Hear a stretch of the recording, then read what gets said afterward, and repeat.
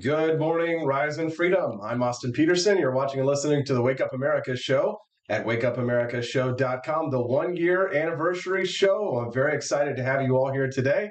Thanks so much for tuning into the program. And we have got an unbelievable show for you today. We're going to try something that we've never tried before. And I think it just really goes to show how much we've really stair-stepped and grown the show, and everything has developed to where we are today, to where we actually have 4 people on set with us today. I will say hello to the crew. To my left, you've got, of course, the lovely Stephanie P. for Liberty. Give her a like and a thank you very much for coming in today, Stephanie. We appreciate you very much. Of course, we've got Camelia Peterson, as you all know her quite well from the Tuesdays and Thursdays appearances that she does. Good morning, CJ. How are you doing? Glad to have you here. And there on the end, right there next to the lovely CJ, we have Hal Dooley from, of course, our early days as well. Hal, thanks so much for coming in here today. Great to be here. Glad to have you, Hal. We appreciate you very much. Now, this is the very first time that the Wake Up America show has ever had 4 people on set at the same time. So there's no guarantees that everything's going to work out okay today. We're just going to do the absolute best that we can. And if there are any technical issues, just let us know. We'll go to a brief little commercial break. We'll try and fix it. And if we can't, we'll come back. And you know what? Sometimes if 200 or 300 people get to watch us fail, that's actually sometimes more entertaining than the conversation.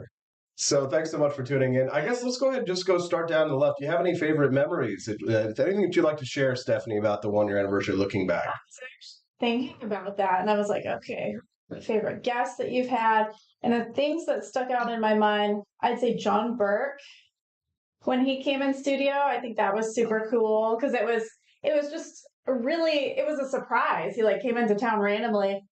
And then I think the other one was Gavin McInnes. I know that was a really cool interview for you. You were super excited about that. And so I would say those are my 2 most memorable guest experiences. Nice. What about you, Camelia?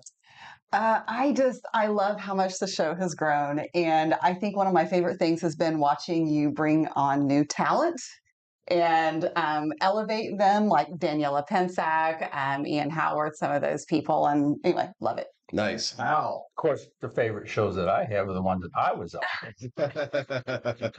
I'm also impressed with the transition that you have made and done so well. Great. It's good to be here. Great. It's glad to have you here, Hal. We're going to make some little audio adjustments to the show. We're going to take a brief little commercial break, watch our Founding Flavors commercial, and we'll be right back. You have to force behaviors, and at BlackRock, we are forcing behaviors. Mao ordered his citizens to throw off the 4 olds. Old thinking, old culture, old customs, and old habits. So, your whole life went in the garbage overnight, no biggie. And those who resisted were attacked by an army of purifiers called the Red Guard, who went around the country putting dunce caps on people. Yeah, who didn't take to being a new kind of mortal being. If you don't force behaviors, whether it's gender or race or just any way you want to say the composition of your team, you're going to be impacted. Well, things haven't been so sweet for Ben & Jerry's after the company posted an anti-American tweet, a few of them, on the 4th of July. The ice cream makers declared the United States was founded on stolen indigenous land. Well, someone should tell Target that, because they're now selling swimsuits with tuckums in the women's section of the store. And they even have a line just for kids. Yeah, we're going to reach out to Ben & Jerry's and ask them how they can live with themselves as they operate a multi-billion-dollar company on stolen land while declaring other people give up their so-called stolen land. This is the child section. This is literally the kids section. I'm next to a literal onesie that says whatever the hell that means. We have "Glad You Came Out" and "I'm so happy that you're queer" in the kids section. Are you kidding me? I'm sorry, but pride. Okay, and we're back. Thanks so much for tuning back into the Wake Up America show. I'm your host, Austin Peterson, and we've got a nice studio audience. Not studio audience. We've got 4 people in studio here today. Yeah, and yes, we do. Yeah. So listen, see if you can figure out what's going on with the microphones in there. We appreciate that. Yeah, let us know. We appreciate you guys for tuning into the Wake Up America show and helping us to make this show a success. And of course, the people who are here on set today have been some of the biggest people in helping to make the Wake Up America show a success. So we're grateful to them for joining us here today and for being supportive of the Wake Up America show. And of course, viewers and listeners like yourself. We've got a lot to talk about today. We are going to hit the news, of course, because that's why you tuned into the Wake Up America show. First up here, we're going to talk about Donald Trump apparently widening his lead in the Republican primary. This is what I'm reading. After the debates came out, and this is from a Wall Street Journal poll, so it's not the kind of thing that you would say, oh, this came straight out of Trump world or something like this. And, you know, the Wall Street Journal are not exactly the biggest Donald Trump lovers in all of Republicandom. So we need to talk about the implications of that. And then we've also got this story of Matt Walsh. I know you love Matt Walsh. Camelia, you're a big, yeah, he's one of my favorites. She's a big Matt Walsh fan. So, yeah, we're going to talk about, so this. So this 29-year-old woman posted a video online, and I'd be curious to hear Hal's take on this one. She's 29 years old, she's childless, and she's happy. She's talking about her day and how wonderful and lovely her life is without having any kids. It's not to say that she didn't want kids, but just that she's enjoying her life such as it is. So she gets attacked by this conservative who says that she's miserable, that her life is all about celebrities and gossip magazines, and her life is meaningless, et cetera, et cetera. So we're going to talk about that here in about 15, 30 minutes here on the Wake Up America show after we get to the Donald Trump talk, the Donald Trump topic.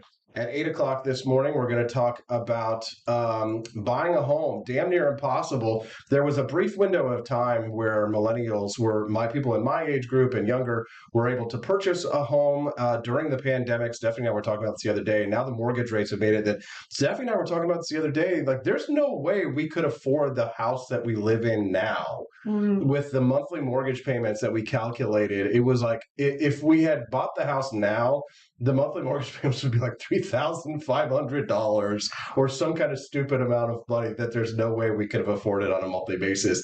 There was a brief window of time that people could have actually bought a home. We're going to talk about this morning. And then this other story that I saw, and I'll be curious to hear the panel's thoughts on this as well, and yours too, is a 96-year-old man is getting tried in Germany for being a guard at the concentration camps. 96 years old. And I think, Hal, you and I might have talked about this back in the day on the radio.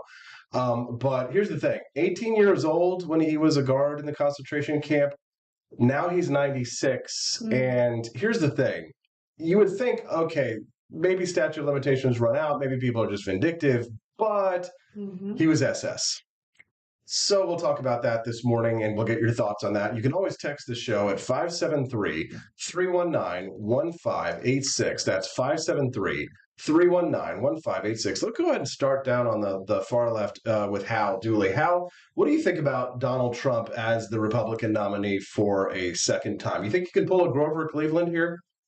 Absolutely. Yeah. Absolutely. I love everybody getting hunkered down because he's being demonized, as you know. The Dems are throwing everything they've got at him.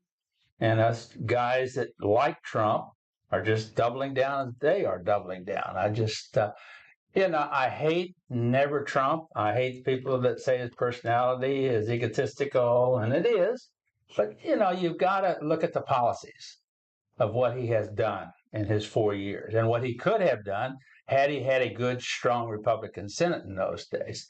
And I think people want that. I think they want the stability. They want the conservatism. And I think you're going to talk a little bit about that today relative to what we've done over the last 100 years on our mindset. And one of the things that I see is technology. We know too much. The more we know, the less we know.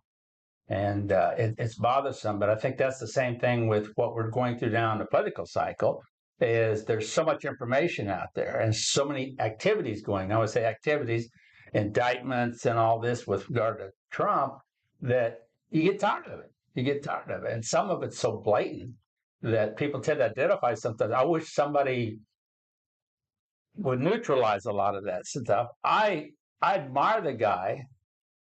I'd hate to have that kind of pressure on me from that many jurisdictions every time I turn around. But he's in there. He's a player. He's a doer. And I appreciate that, and he's a role model. I mean, I wish I could do a lot of the things that he could do with all the setbacks, and they talk about his career. I mean, he's bankrupt several times, but he's able to get off the floor and come back. That, to me, is a strong trait, rather than say, woe with me. I think he shows the charisma and the spunk to continue going. And I think those people that support him are going to continue to support him. And I hope that 10% in the middle realize the Biden policies aren't working. And I feel sorry for my grandchildren and my great-grandchildren if this continues, that they're going to lose the freedoms that we've fought so hard to get just because of complacency and misinformation that's out there. CJ. Well, I agree with a few things. I'm not a fan of vindication runs. And I wasn't a fan of it when, former Governor Greitens ran in Missouri for Senate. I'm not a fan of it when Donald Trump is taking another go at the presidency. And I also think that, no matter how much you like him, no matter how good a lot of his policies were, when it comes down to it, he probably cannot win the general election. And if he actually did win it and make it, do you think he's going to be able to be effective? Are they going to let him do anything? I don't see how he's effective in doing anything. And he had 2 years where they had all of the control in the beginning, and there were a lot of things that didn't get done when they had that time.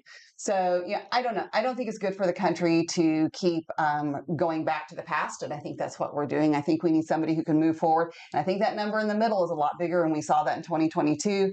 That those people that are in the suburbs, those suburban white women, and there's the millennials that have moved into the suburbs, and they're a lot more ethnically diverse, and they're kind of conservative, but they're a little more centrist. And those liberal white women, they hate us, but they love our white babies, don't they? They want to marry us and they want to have our white babies, but then they want to vote against anything that would be good for their husbands.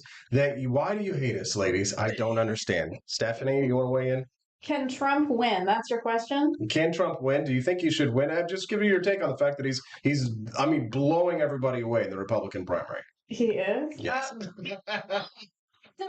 Liberal white women! White women! White women! So white women! White women! Trump the first time votes for women. And women's suffrage. I think he can win. I really don't. I love Vivek, but I don't think he can win either.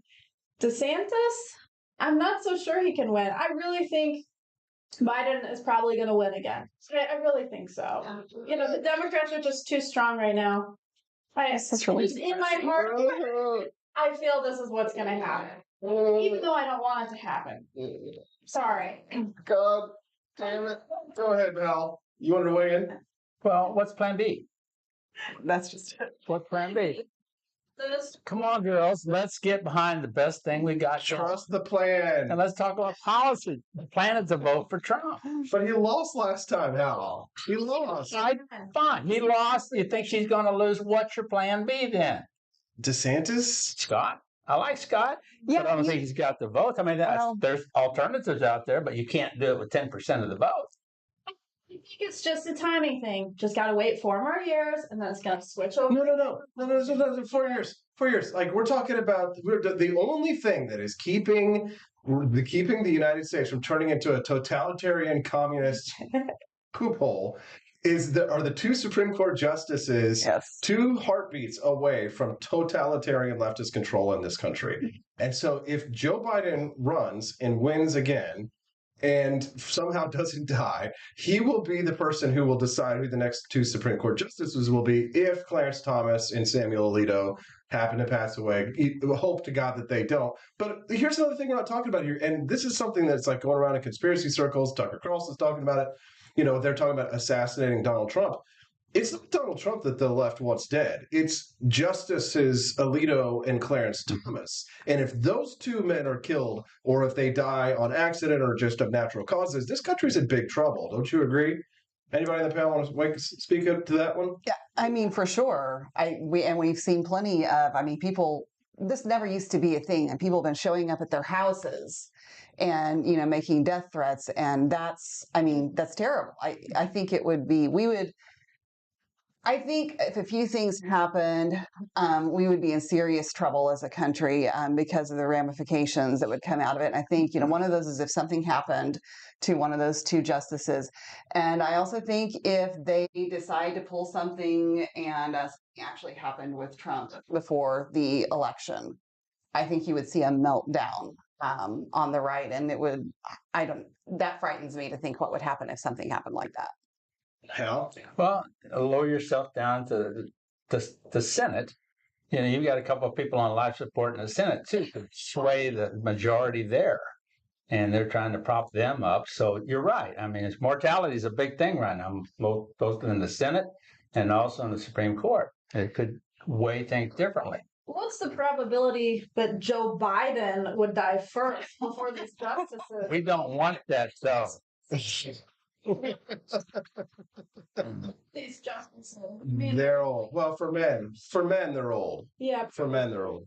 Nah, we don't know. It's their health situation and stuff like that. I don't know if they're like Ruth Bader Ginsburg. What? Yeah.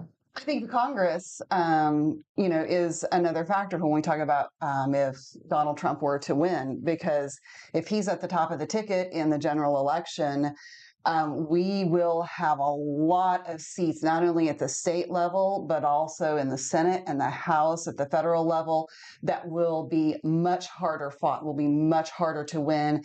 And if we didn't learn that from 2022, I don't know what to tell you, because in a lot of states, the abortion issue is probably going to be on the ballot too. So the left is going to have a lot of reason to turn out. There's some Missouri Republican actually who's trying to make a move against abortion here. Did you hear this? It is. What's yes. going on? She's a Republican. I would say she probably considers herself a little more moderate. Well, no crap. But If she's yeah.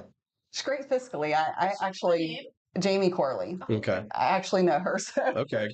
All right. What's her beef with the abortion? So she thinks that it's too restrictive, and so she is probably giving voice to what probably quite a few Republicans in Missouri agree with, in that she thinks there should be exceptions for rape and incest, if the mother's life is in danger. And I think that in the ballot language on several of those, that there's a limit or that it caps at 12 weeks or something like that. I obviously really disagree with that. You disagree with being able to abort a child if it's a child of incest? Yes, that is. You're hesitating. Wait, hesitating. You're against it. I have a lot of trouble with that. This is where. Why is a baby who is it's through no fault of its own? Sure. Its parents decided, brother and sister, to make to procreate or whatever, right? Not the baby's fault. Right. And that's just it. I totally agree. And I think that's where, we have to look at the age of the mother. Because I think if you are talking 9-year-olds, 10-year-olds, You're talking literally probably putting the risk, That's the life probably of right. that child at risk. Kind of is medically going to harm the child. So, yeah, but otherwise, I would agree. I mean, the life of the baby, is absolutely at the top. I mean, that's paramount when you're talking about it, if they're consenting adults. And I also think the instances of that are so incredibly rare. But the problem is that that's what they do, is they use those instances in order to widen the gap, and then it's all of a sudden we're back to abortions at 9 months. It used to be the Democrats were safe, rare, and legal, right? Right. No, but they're not anymore. No. So the pendulum has swung the other way. But I mean, good, because it's better that we err on the side of life, in my opinion, than on the opposite side of things, that you just post-birth abortions and things. I mean, where are you on the whole like incest baby abortion thing, Al? Well, I tend to agree with Camellia, but at the same time, we have to have a society that accepts that and will care for those children if they need care. And I'm not comfortable with what we have in place right now for those that have physical challenges, mental challenges. And I think that's where our shortcomings are right now with a lot of the ills that we have in our society, is we don't address mental health as a priority. And this is all part of it. But at the same time, I agree that the life comes first and the consequences come second.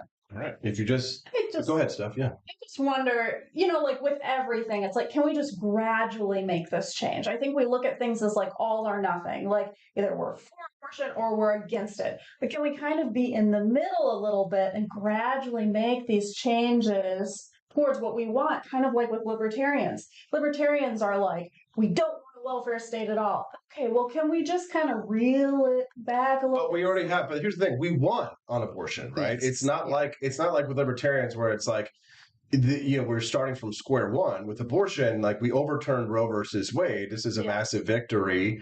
But the thing is, too, is the problem on the conservative right with the abortion issue, and then I'm ready to move on to another topic. The problem with the abortion issue is that, like, there's an abortion industry that's a conservative abortion industry, and now that abortion has been beaten, they've won Roe versus Wade. Like, Camellia, you're smiling because you know what I'm talking about here. They still need to raise money and have jobs. Need to kick that football down the field. They still got to have jobs, and so for them now, they want to try to say, okay, well, let's make abortion illegal federally, right? And that was a big issue in the Republican debate. Yeah. But I think I agree with, like, was it Vivek Ramaswamy, or there was a couple of people who said on the stage, I think the South Dakota governor perhaps, who said that murder is a state issue. Yes. Yeah. And it should be a state issue. Yes. Right. You don't need to make everything a federal crime. So so I like that. But if you're just tuning in to the Wake Up America show, good morning. I'm your host, Austin Peterson. It's our 1-year anniversary today. We're super grateful to have you here. Make sure that if you're watching us live, that you click like and subscribe to the channel that you're watching us on. We're very grateful to rumble.com for helping to feature the Wake Up America show when we got demonetized on YouTube last week. We've had a lot of downs, a lot of ups, a lot of mediums, and a lot of great days, and today is definitely one of them as we celebrate our 1-year anniversary. Thank you, Camellia, for the awesome 1-year anniversary cake. Hal wondered if it was sugar-free, but it is not, and we're going to eat it anyway. Thanks so much for tuning into the show. Don't forget that we have got some delicious coffee to get you woken up for the morning. Not woke, but awake at the Wake Up America show's website at ap4libertyshop.com. Get yourself some delicious Founding Flavors coffee. Our new favorite is Thomas's Pain Killer Coffee. Thomas's Pain Killer Coffee over at ap4libertyshop.com. Camellia, you got to have some the other day. It came in pretty fast, you said. Yeah. It came in like 3 or 4 days earlier than what it had said it was going to. Yeah. And so I was very happy, and it's very good. I mean, it is probably my favorite. Yeah, it's that single origin that everybody talks about that they love. So most of the coffees that people drink, and some of the ones that we have in the shop that are very good, I'm drinking Franklin's Electric Elixir today, are blends. So you get them from a bunch of different places around the world, right? Different farmers. But a single origin coffee is like an ultra premium. You get it from one source, one bean. This is a Colombian single origin coffee, Thomas's Painkiller. And because it's my favorite, I gave it my favorite founding father's moniker. So Thomas Paine being my favorite founding father. Get some over at ap4libertyshop.com. That's ap4libertyshop.com. We're super grateful to all of our sponsors for the Wake Up America show, and I am my greatest sponsor. All right, let's talk about the news. So Matt Walsh, for those of you who may not know, Matt Walsh is a conservative commentator who makes a lot of waves for being as hard right as you can get in forms of a traditional conservative. Is he Catholic or is he fundy? Do you know? I think he's Catholic. Is he Catholic? Or I think okay. so. The Catholics have really been on a tear these days, but Matt Walsh is no different. When he attacked a 29-year-old woman over the weekend who posted a TikTok video talking about how she's 29 years old, she doesn't have children, and it's not that she said that she didn't want to have children. It was like the Chelsea Handler video, for those of you who might not remember, where she put Chelsea Handler, that Netflix lady who's not very funny, but some people we talk about anyway, we always bitch about Hollywood. Chelsea Handler talked about how she wakes up in the morning, she takes a bong rip, she goes back to bed. Then when she wakes up around noon, she drinks like a fifth of vodka, gets on a plane to Paris, and celebrates the fact that she doesn't have any kids. Now, that person is probably overcompensating, right? They're probably actually miserable and their ovaries dried up a long time ago. So there's no chance of them actually having kids, and it doesn't matter.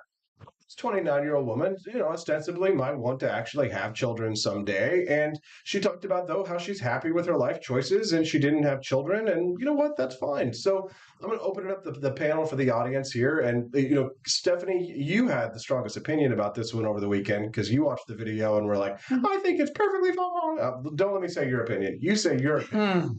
You say your opinion. Yeah, I mean, I don't see anything wrong with living your best life while you're waiting for your partner to come into your world. I mean, it's not like you can just choose the exact moment in time that you find your forever person. So it's like, what, do you want to just be miserable while you're waiting for the person you're going to marry? Or do you want to try to be happy and just do things with your time? So that's what I think. And I know she responded too, and she did say, she's like, it's not like I don't want to be married. If you don't have babies by the time you're 17, you're going to hell. Right. Time. TikTok. Your ovaries are dried up by the time that you're 30 years old, and it's over. Hey, no eggs. Camelia, you want to weigh in? This is more of what we see in this culture war stuff. Everything is reactionary. And so I think that people like this woman talk about these kind of things because there are so many people like Matt Walsh who are like, you need to be married and have children. And if you're not, well, you're just, you're a loser, whatever. And so I think that is what she's doing is kind of like Stephanie said, a reassurance that, you can have a good, productive, fulfilling life no matter what happens to you, what choices you have. And, Matt Walsh is just being a, curmudgeon. He's just 29 years old, no kids, not married, school marm. Did you got her telephone number? Yeah. But change the dynamics on this real quick. Yeah. I mean, people are waiting longer and, longer. Well, they do. Kids these days, When I was growing up in the old days, 40 years old was sort of that breaking point. Yeah. As far as babies were concerned. Right. And not getting married wasn't a big thing. I think it's choice. I think it is. And because you're not married doesn't mean that you're not going to have babies, doesn't mean that you're miserable. And it's to each his own. I mean, that's the way we live. And if she's comfortable with what she does and how she does it and what she thinks, I'm all for it. Even though I'm a white Anglo-Saxon male terrorist, and I've doubled down being a Catholic, so I'm a double terrorist. We're more hyper-focused on this now. We are hyper-focused. Dumb, right? It is dumb. I like what she said too in her response video to Matt Walsh. And she was basically like, when people get married so young, they don't really know themselves. And she's like, I'm 29 and it's like, I'm getting to know myself. And I totally agree with that. When I was like around 30, I finally felt like, okay, I think I kind of know myself. And so it just takes a lot of time. And she said too, like, this is what is going to decrease the divorce rate is if people are getting married later on when they actually know their values and their wants. Well, isn't marriage today sort of like getting a job? I mean, you get several jobs before you get the right one. And in marriage, you do You get married several women to get a focus on what Dooley have here. This was, Washington. yeah. I'm number 4, and I don't mind saying that. It All took me right. 3 wives to get it right. All right, I definitely want to hear more from the panel on this one, but we're going to take a brief commercial break. When we get back, we'll continue this discussion and more on the Wake Up America Show's 1-year anniversary at wakeupAmericaShow.com. I'm Donald Trump, and I approve this message. Believe me, Austin Peterson is the best. He's got the greatest Wake Up America show I've ever seen. Whenever I tune in the mornings and watch the live stream, let me tell you, he has got the absolute best content. I love his guests. It's just a total blast to watch, and I highly endorse and recommend the Wake Up America show. It's terrific, believe me. Hello, my name is Kelvin. Welcome to Frenchy Bush. This is my Didi's website, and I've decided to speak to you with my real voice for the first time ever to tell you about how cool Frenchy Bush is. But I've decided that this is the perfect opportunity to share with you. Frenchy Bush is a good website. You should follow us on socials. If you like Frenchies or any kind of bulldogs, me and my new brother George are going to try to make your life more fun. Hello, I'm George. My neck isn't really thick yet, but it will be. We are so glad you're here. Please ignore my floating eyeball. It helps me spot predators who might be approaching from the sides. Didi made Frenchy Bullshit to review things that he uses on me and my brother to tell you if it's good or bullshit. Take this collar, for example. Didi really likes it. Didi said it's really handy because us Frenchies got thick necks. Need something really tough. People think Frenchies are little, but if you look at us from below, you can see we are really pretty buff. Beefcake, yes. Look at my creamy thighs and chest. Yes, you like that? Big brother, please focus. Frenchy Bullshit. Please follow us for more great content and read the Frenchy Bullshit blog for more fun and cool stuff.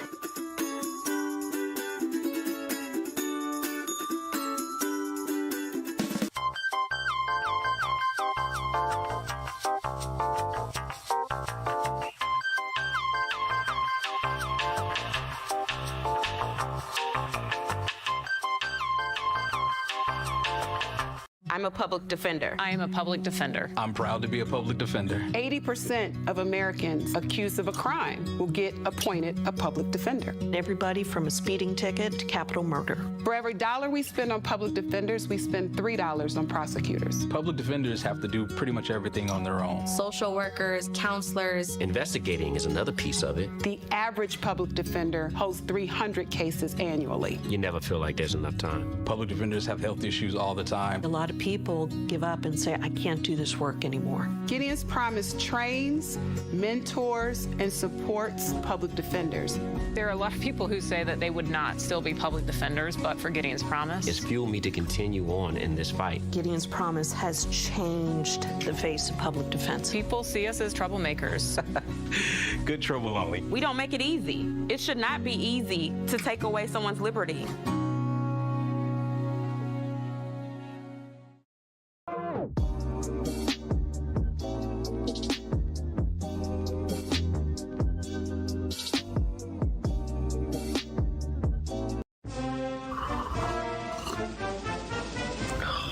Tired of spending your hard-earned money on woke corporations that don't share your pro-freedom values? Fed up with sipping liberal lattes and progressive cappuccinos? Introducing Founding Flavors from AP for Liberty Shop. Get your day started with Washington's Revolutionary Roast. As robust and principled as the man himself, this blend is the shot of energy heard round the world. Or maybe you want to taste the fervor of freedom with Adams's Patriotic Perk. It's as dynamic and balanced as the U.S. Constitution, sure to awaken your spirit of liberty. For the aficionados, we've got the Jeffersonian Java, a complex mix of flavors that speaks volumes about your refined tastes. And don't forget Betsy's Liberty Lullaby, our decaf option, crafted with the same care and dedication Betsy Ross put into our Star-Spangled Banner. This blend lets you enjoy the taste of freedom anytime without losing sleep. No woke beans here, folks. Just pure, patriotic, pro-freedom flavors brewed with love for liberty. So why compromise your principles for a cup of coffee? Stand up for your values, perk up your patriotism, and start your day the American way. Get your Founding Flavors at apforlibertyshop.com.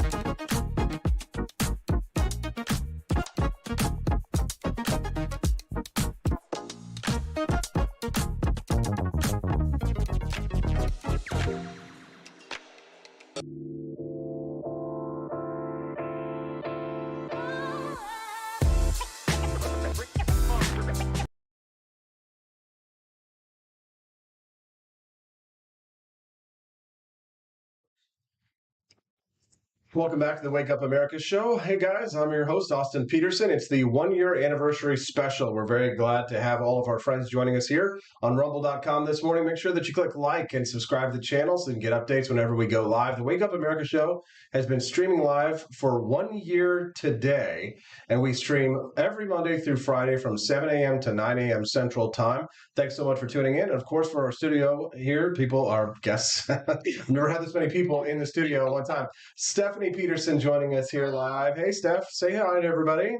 Nice to see you. We switched our microphones, so hopefully it's a little better. Sounds better to me anyways. I'd love to hear your feedback on it. We've got, of course, the lovely Camelia Peterson joining us here. Good morning. And Hal Dooley. Oh, let's see, we get it right. You got Peterson, and Dooley. 3 Petersons and a Dooley. Sound like a professional firm to me. Yes. Thanks so much for joining us in studio, Hal. We appreciate you. We're talking off on the commercial break. I think the conversation got a little more interesting because while we're talking about the subject of whether it's better to get married young, I guess we had forgotten the fact that Hal Dooley is on his 3rd marriage. And so him with the most experience of all of us probably should weigh in a little bit more. What lessons would you say we should learn from you, older, wiser? It moves from physical to mental. Okay. When you're young and you've got that, everything has to do with looks and physique and all this and that. And that's what the predominant thought process is for Austin and I, and that doesn't necessarily jive with compatibility at all. And that's the biggest lesson I learned. As you get older, more mature, there's a lot more to these women, Austin, that we thought we knew. And it's a lot of good stuff. And it's a lot of good stuff that makes us better. Of course, when you're young and thinking about the physical side of it, you don't think about us and our impact on you all. So that's immediately a clash, that there's more to you than your physical being. And I think that's the maturity. And I wish God would have made it differently and had it maturity and the character side of it, and then later do the sex. Oh, like you find that in later life. Well, yeah, because then you get the compatibility and you get the togetherness and the solidarity. And then you can have sex and have babies, and you got babies that have mature parents that understand parenting and understand commitment and all those good things that you don't have when you're young. Camelia, tell us about sex. Tell us about your sex life. Yeah, let's talk about that. I would not have suggested that, but you brought it up. See, I know. We're going to see how we can make Camelia blush this morning. Yeah, when Hal was talking about that, I'll never forget when I was, I don't know, probably 14 or 15 volunteering at the hospital as a candy striper. And there was an older couple that I was working with, and I have no idea how this came up, but somehow the older man said something like, when there's snow on the roof, there's fire in the furnace.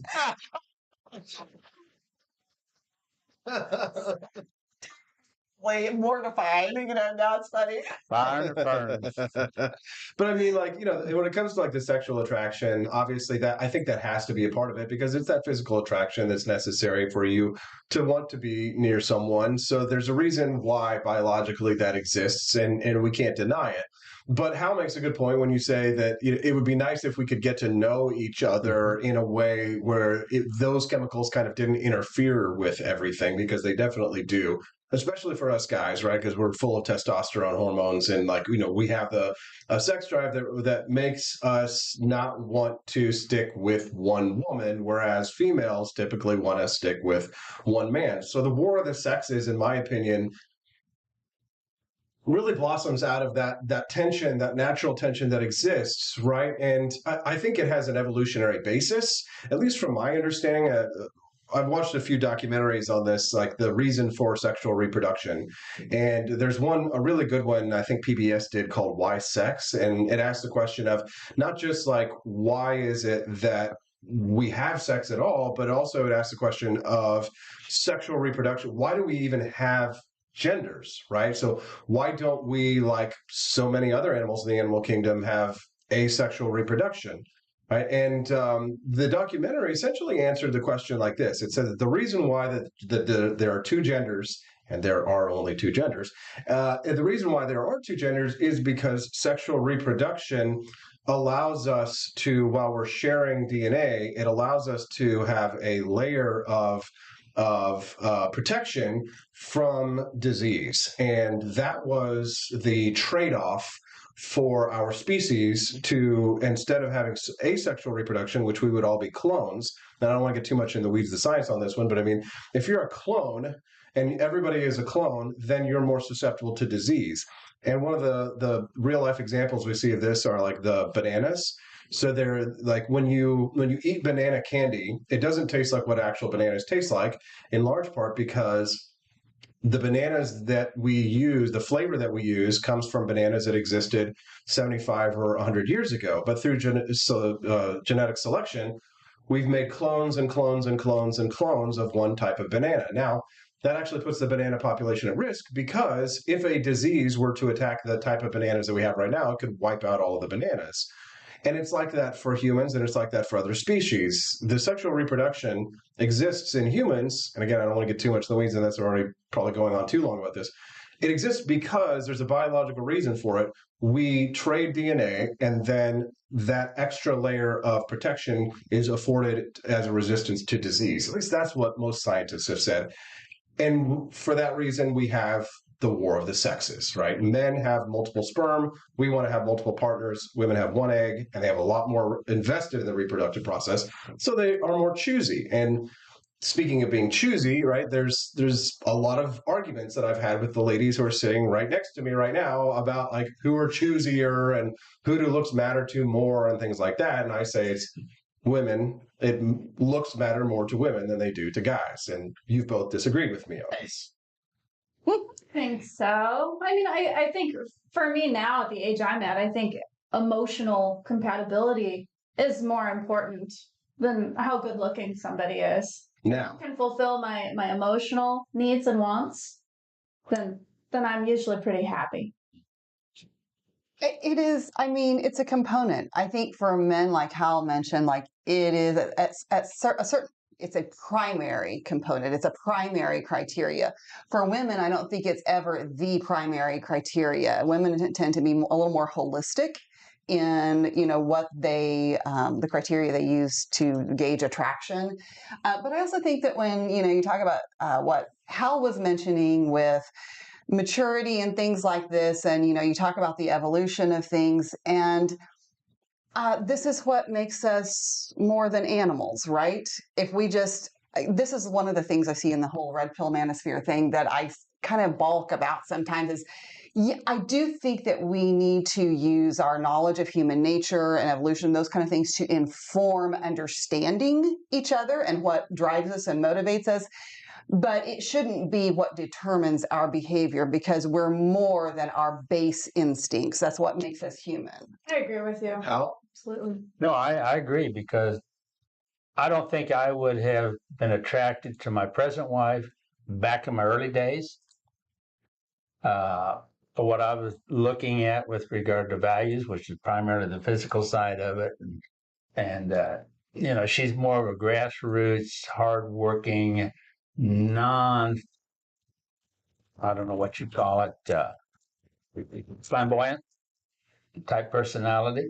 She kind of sounds like me. Well, she probably is, but yeah. But there's a lot of value in that I see today. And the other thing is looking inwardly.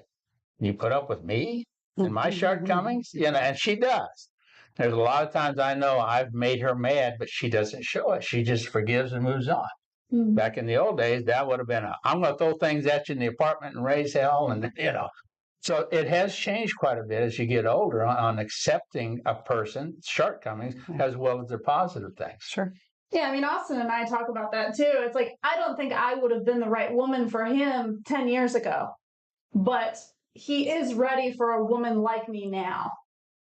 And I think we agree. But the thing is like the circumstances for us, and I won't, you know, don't have to get too personal on this. But the circumstances for us were just that, like, it's not that that you weren't ready, nobody was, but also because I chose. Speaking of getting married later, I chose to wait because, in large part, you know, our buddy Joe, he's going through his first divorce, and he lives in Washington D.C., where women outnumber men 2-1, and you would think, oh, you have all these opportunities for relationships and things like that. But also, values matter. Values count. Very much so. And so, while I may have been young and sowing my wild oats and all that stuff while I was a younger guy, and I had relationships, and some of them were good long-term relationships, and I have nothing unkind to say about like my ex-girlfriends or anything like that. They're lovely ladies. But I was being selective and being choosy and deciding who that woman would be that I would marry, because I had enough negative relationships and negative interactions with women to realize that the scales of the relationship have tipped so far now in women's favor in the modern world, not just legally, but also on a standpoint of like, if there's a public argument or something like that, you're always in the wrong. And this woman can destroy your life with not just a false accusation, but just by airing what you say on a social network, right? I chose, part of the reason why I chose you, Stephanie, is in large part because you don't go out seeking the attention of others on social media and seek validation on social media. I know that what we say, what we do will be private. And it doesn't, here's the thing, as a man, you will be tried in the court of public opinion and found guilty immediately, no matter what it is, because people want to destroy us. And here's the thing, as a man of, I don't know how to say this without sounding like too hubristic, but as a man of accomplishment, as a man in the arena, if you are a person who attempts to accomplish anything in this life, you will have an army of people who will try and destroy you. You will have an army of people who want to take what you have, who will try and stop your potential. It's just how it is as a man. So women are the most dangerous thing to a man, especially to a man like that, because there is always a certain amount of danger, a knife to the back, that she can pose by taking a photograph of you while you're sleeping. And I know that this sounds like it's a female thing and all this stuff that, this is women have to worry about revenge porn. Well, guys have to worry about that too. And, and here's the thing, our careers are more important for us because our careers are all we have. A career is an option for a woman. It's not an option for a man. So the amount of danger that a woman poses to a man now in modern times is more dangerous now than it's ever been with the rise of social media. So that's why Matt Walsh is not only wrong, but he's an idiot, because not everybody can get married at 29 years old and find a Steffi at 29 years old. I wish that I could have found a Steffi at 29 years old. I would have married Stephanie at 29 years old if I had found her. But the thing is that these bitches, they go out there and they destroy the lives of these men with false accusations. I've had it happen to you before. I've been assaulted by women before, and they go out and they lie about it, accuse you of doing it in order to protect themselves legally. So these women are dangerous. And that's why I definitely identify more with the red pill community than I do with the tradcon community, not just one, because I reject all the claims of the supernatural and all claims of religion and find them all to be false. But I also reject the traditional conservative community because it claims to know what people's lives or what people's situations are like or what they may be. If you're a man of consequence and a man in the arena, and you can find a Stephanie at 29 years old or 25 years old, God bless you. Go find whatever it is. Congratulations, get married. But for the rest of us, it's good to wait. Take your time. There's gonna be a person out there for you. There's gonna be a Stephanie out there for you. And I joked last week or 2 weeks ago on Instagram that what are the number one qualities that you look for in a woman? And I said that she's not on social media at all. And the women were so mad. It reminds me a little bit of that Good As It Gets movie that I showed you, remember? And I was like, and that woman comes up and asks him, how do you write women so well? And he says, I think of a man, and I take away reason and accountability. All right, because God forbid that you ever have to hold a woman accountable for her behavior or her actions or anything like that. But we are held accountable. I will be held accountable for what I'm saying right now, and I will be demonized, and I will be crucified, and I will have a crown of thorns pressed down on my head. But I am so glad that I made the decisions that I made to get me to where I'm at right now. Because God bless the 131 people watching this show right now. They're tuning in because we kick ass. And I do want to say the only reason why I'm trying to up my social media activity right now is to basically boost your career. So exactly. Yeah, that's what you want. That's what you want. You with your career I would probably take a social media detox. Exactly. And so what you want, man, you want a woman in your life who is there to support you in all that you do. I said, the number one thing I said to Stephanie, and I think even Camellia, you heard me talking about before I got married, what is the number one thing that I'm looking for in a woman? It's more important than sex. It's more important than love. It's more important than anything else, but that she has got your back, that she will defend you and protect you and not betray you. Trust and faith. Go ahead, Camellia. No, I think that's 100% spot on. And this is the battle of the sexes and this constant going back and forth right now. And really what everyone should be looking for is someone who complements them, not compliment as in paying you a compliment, but someone who you're yin yang, someone who balances you out. You both have your strengths and your weaknesses and you complement each other in that way. And I think if we're all lucky enough to find that, and as we get older and we have more relationships, and sometimes those relationships fail, you get a better understanding of the things that are important. And, sometimes when you're younger, you don't realize that something as simple as a sense of humor and, your sense of humor being compatible is an important thing. It becomes more important than you realize when you get into the daily the daily relationship, the drudgery, the details of things. Yeah, women women have always been dangerous, but never have they been as dangerous as to men as they are now. I mean, here's the thing, family. Here's what my dad told me when I was a young man, okay? He said, Austin, he's like, you have got to be very careful about who you sleep with. Because when I was a young man, if you got a woman pregnant, you could walk away. No problem. No fault.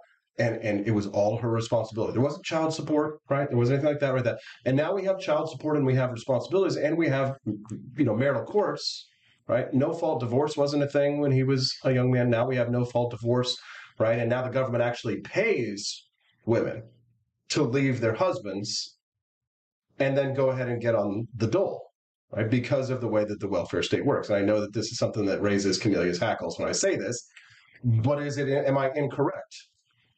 Well, from my experience, and I'm about your father's age, maybe a little bit older than he is. Are you in your 80s? And I can say, pretty close, I can say that I have paid child support. It is real, it is enforceable, and you got to do it. So what your father told you isn't necessarily correct. I wonder when child support came to be. When y'all wanted it to be. Was there a law that was passed at some point in time? Yeah, when was the first child support law passed? I guess it'd be a good question. Yeah.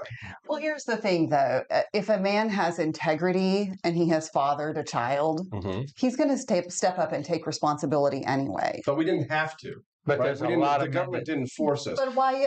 So why? Why would they have to be forced? I mean, what was happening that was the impetus for that? Well, here's the thing. The first child support law in the United States was passed in 1950. Oh. The law was part of the Social Security Act amendments of 1950. It established a federal state program. What's so funny? The Social Security Act. Yeah, exactly. So this is another reason why people don't want to overturn the New Deal. This program included provisions related to child support enforcement, and it provided funding to states to assist in locating absent parents, establishing paternity, and ensuring that child support payments were made to custodial parents. This marked a significant step in the formalization and enforcement of child support obligations in the United States. So here's my take on child support. I only believe in child support laws if abortion is illegal. So, in other words, if abortion is legal, then a father should not have to pay child support.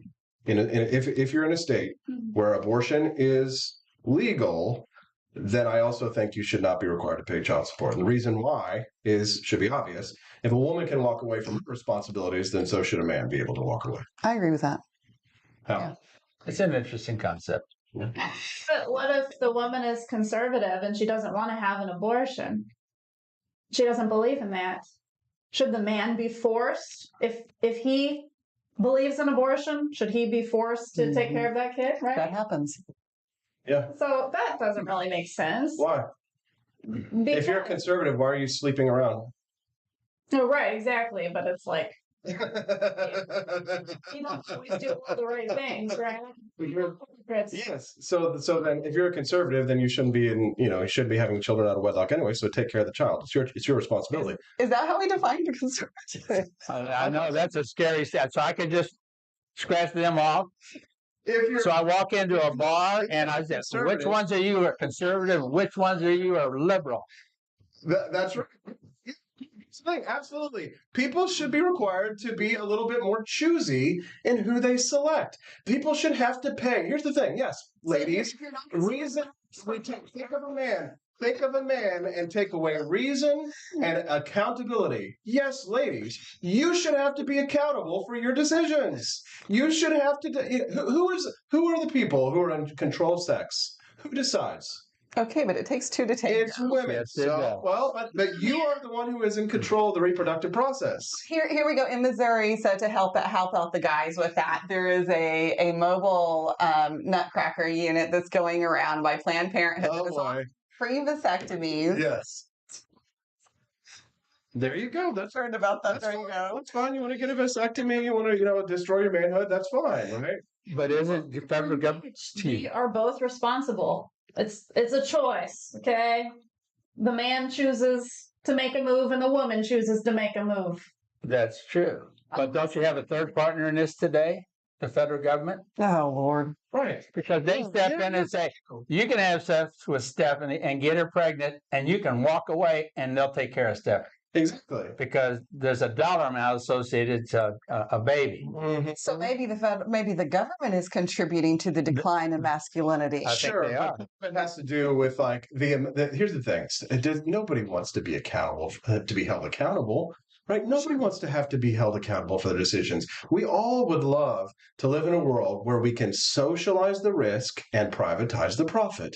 That's where bailouts came from, right? Yeah. They want to privatize the profit and they want to socialize the risk, right? But it's the same thing when it comes to childbearing, right? Ladies, you are the ones who have children. You, like everyone else, would love to socialize the risk and privatize the profit, right? You want to enjoy the benefits of being able to have the child, right? And not have to worry about the costs associated with having the child, right? And since men can't have children and never will be able to have children. Well, there are those that argue with you on that today. Oh, well, yeah. Well, we're not living in a leftist world just yet.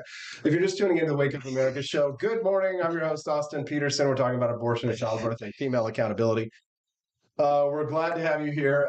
Thanks for tuning in. Make sure that you click like and subscribe to the channel. It is the 1-year anniversary of the Wake Up America show, and we're very glad to have our on-set guests. Very first time ever, 4 guests on studio. So that might be why we have sometimes a little bit of audio challenges here this morning, but hopefully things will get sorted out. We do have a new audio board coming in today. Joining us on set, my lovely wife, Stephanie Peterson here. Hey, Steffi. Hello. Yes, and of course we've got Camelia there on the left and Hal Dooley on the right. Good morning. Good morning. Good morning. Glad to have you here. If you're just tuning into the Wake Up America show, don't forget, click like and subscribe to the channel. We'd love to hear your thoughts. You can also text the show at 573-319-1586. That's 573-319-1586. We got an interesting question from one of our listeners this morning who texted us in. They sent it on Friday, but I promised them I would bring it up on Tuesday. Which is this. They said this, I would like to stay anonymous, but they say, my friend's 11-year-old son is being bullied at school for being straight.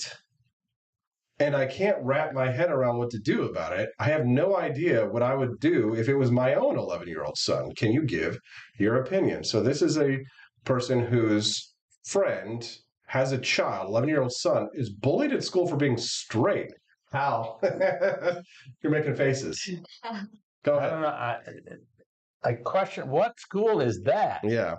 Really? I would yank my kid out of there quicker than you could bat an eye. We should make it easier for parents to do that. Yes, we should. We should. I agree with you. That's the backside of it. Yeah. Right. Camelia? No, I think Hal's right. It should be easier for parents to pull their kids out of those situations. On the other hand, your kids also need to learn how to handle situations like that. I mean, because you're always going to have some kind of adversity in your life, and it's really important to learn to be able to stand up and to stand alone. But it's hard, especially right now, because it's Stephanie's right. It's cool to be different, and that has become a thing, a way of being different. Steffi? Yeah, I think it is important to instill strength in your kid and just tell them it's okay that you are how you are. You shouldn't have to explain that to anybody. And it is hard to stand up to people who are being mean to you. So first I teach my kid karate. We're going to get our kid in karate ASAP when they're little, just in case it turns violent, because a lot of times it does turn violent, and that's when it gets really scary. I mean, words can't hurt you, right? Sticks and stones may break your bones, but words can't hurt you. And so you can be powerful to the words, but physically, it's hard to fight somebody who's trying to put your head in a toilet. Have you ever like been physically assaulted even when you were in school as a kid? Never. Camellia, did you ever face? Were you homeschooled entirely? No, I went to a really small private school. Okay, so you never had to face violence in school? No, but I was thinking about this when you talk about kids having to face situations like that. I think one of the important things that parents also need to teach them to do is, because words can have really serious, long-lasting effects on people. As much as we want to say that they don't, they do. But the thing is I think it's also important for kids to learn how to use humor to deflect things, and sometimes that diffuses a situation. Maybe it works, maybe it doesn't, but I think it's a good thing to teach them anyway. Yeah, it's. I guarantee you that Hal and I have been in physical altercations. Hal, obviously, you served in the Marine Corps, so you were an official fighter. But as a young man, you get bullied on the playground, and kids snuck up behind me, bullied me. I've been punched in the face. I've had to punch kids in the face. Hal, go ahead. Well, back in my day, going to grade school and also high school, you always had class leaders, usually the athletes. And the norm was taking care of those who had less of an advantage than anybody else. But if there was bullying, a lot of times it was taken care of by the leaders in the class. First thing I thought of when you mentioned that was, is this the norm of being non-straight in belief in that school? Yeah, it's getting to be. And the schools are encouraging it too, right? Well, so you'll have like and LGBT. that's why I go to homeschool or to a private school. Yeah. To get away. And we're seeing that every day. You see the growth of that here in our community with regard to private schools, and a lot of non-religious people, other religious people going to Catholic schools or the Lutheran schools just to get away from that public carousel of free thought and gays and everything else that they want to impose upon these young people. And I see that transitional. But in my day, like I said, our classmates took care of the bullying side of it, regardless of what the issue was. And it seemed to work out that way. And I don't see that today. I don't see that many leaders, per se, getting into the social side of it in the classroom anymore like they used to. I think it's great and everything to hide from these types of people that don't agree with you, but you can't do that forever. Once you're out in the working world, everybody's together, unless you work for like a Christian organization or something, and then most people will agree with your values, but that's usually not the case. Do you think this happens more when kids are in a setting where they're grouped together by the same age? That's a good question. What are you inferring? Well, I'm inferring that maybe a lot of our societal ills these days are because for the last 75 years or 100 years or more, we've had this education model where we've put all of these kids together with the same ages. And it used to be, when people talk about, the original model of schooling in America worked so well. Okay, but it wasn't the model that we have now. It was one-room schoolhouse where you had mixed ages. There were the older kids who could come to the defense or model appropriate behavior for, younger children. And I think it's probably a lot healthier and a lot more normative for what community actually is like. And so I just, I think that our education model has contributed a lot to this. Probably. So there were times when I was a young man on the school ground, and I would get bullied, and, there was a lesson that was learned there. Sometimes, and I remember one specific instance, one time I got my ass kicked. And I won't say that I deserved it, because people don't really you can't say you deserve physical violence for, talking smack. But you know me, I got a mouth, and I was talking smack, and the bully came around and punched me in the face. And it was an important lesson, right, that you learn. And sometimes you need to learn to shut the up, right? You need to learn when to shut your mouth. Everybody needs to learn that lesson. But here's the thing. Men know that there is implicit violence that will be done to us if we run our mouth. You can't go to a bar, Hal, when you're in Sturgis and start talking smack to all the bikers at the bar and think that you're just going to be able to walk away without any consequences. Am I right? You're right. You can't do that here in Jefferson City either. You can't do that here in Jefferson City, but you certainly would not do that. In Sturgis, people tend to be on their best behavior to a certain degree, right? Yes, they are. Right. And that is because the implicit threat of violence hangs over their heads. Is that true? That is true. And if you're going to go up there, Austin, run your mouth early. Yes, don't run your the mouth benevolent crowd. But here's the After 10 o'clock, then the alcohol takes over and they smack you just for looking wrong. Right. Now times have changed a little bit more, and you do see videos of like women who get, have physical violence done to them. But to a large extent, would you say that it is not the norm for a woman to have the same situation? That that a woman is granted perhaps more leniency, would you say? I don't know. I think that norm is changing. I think women are getting more vicious. And when there's a cat fight and a boy in a bar, they don't fight the way we fight. Yeah. And it is an interesting scenario to watch. I think those are the videos that go viral because they do. It's not the norm, and it's an anomaly, and it's. Well, I saw these two LGBTQ types who, and I shared this on my Instagram at AP for Liberty. Give me a follow over there. Just crossed 50,000. Whoop whoop. But I shared this video of these two women who came up, and one was accusing him, the guy, and you never know sometimes with the video what happened before and all this stuff. So context is always important. But it appeared that she says that, hey, you're fat shaming my friend. And so they were getting in his face, and then she slapped him, and he just walloped her, open hand slap, boom, laid her out on the pavement. And then the fat friend came up and decided that she was going to throw hands. And then he gave her the open hand slap and laid her out on the pavement. Why are you laughing? Is it you think it's funny? Violence to women is funny? I don't find it funny at all. And I'm going to write a letter to the National Organization for Normalization of Relations with Women. She did it first, right? Yes, ostensibly, yes. She provoked him, right? So, Hal, you ever hit a woman, Hal? No. Okay. I have shoved a woman. I know that we're doing good because Felicia, who's watching in right there, is paying close attention. Felicity is paying close attention to what's going on here right now. Right now. Yes. Hit a woman. No, and the reason I hesitated because I've shoved a woman in an altercation, but I've not hit her. Right. But if either open or closed fist. Nowadays, women are fighting in the military. So, I mean, you'd kill a woman. If you had to. Yeah. Right, absolutely. Maybe we all have to maybe face that eventuality, but... I guess technically I have been hit by men and I have hit men in karate class. Okay, well, that's not exactly what we're talking about here, but at least it is good training for that kind of a scenario. If we were living in the 1950s, the men would know that if a woman slaps you, you just take it like a man and you don't retaliate. Do you think that that's how it should be, Camellia? I don't. Okay, then why not? Because I think that women need to be responsible for their behavior. Okay, so then if a woman raises hands to a man and begins a physical altercation, should she receive the same sort of punishment that a man would mete out on another man, or should we?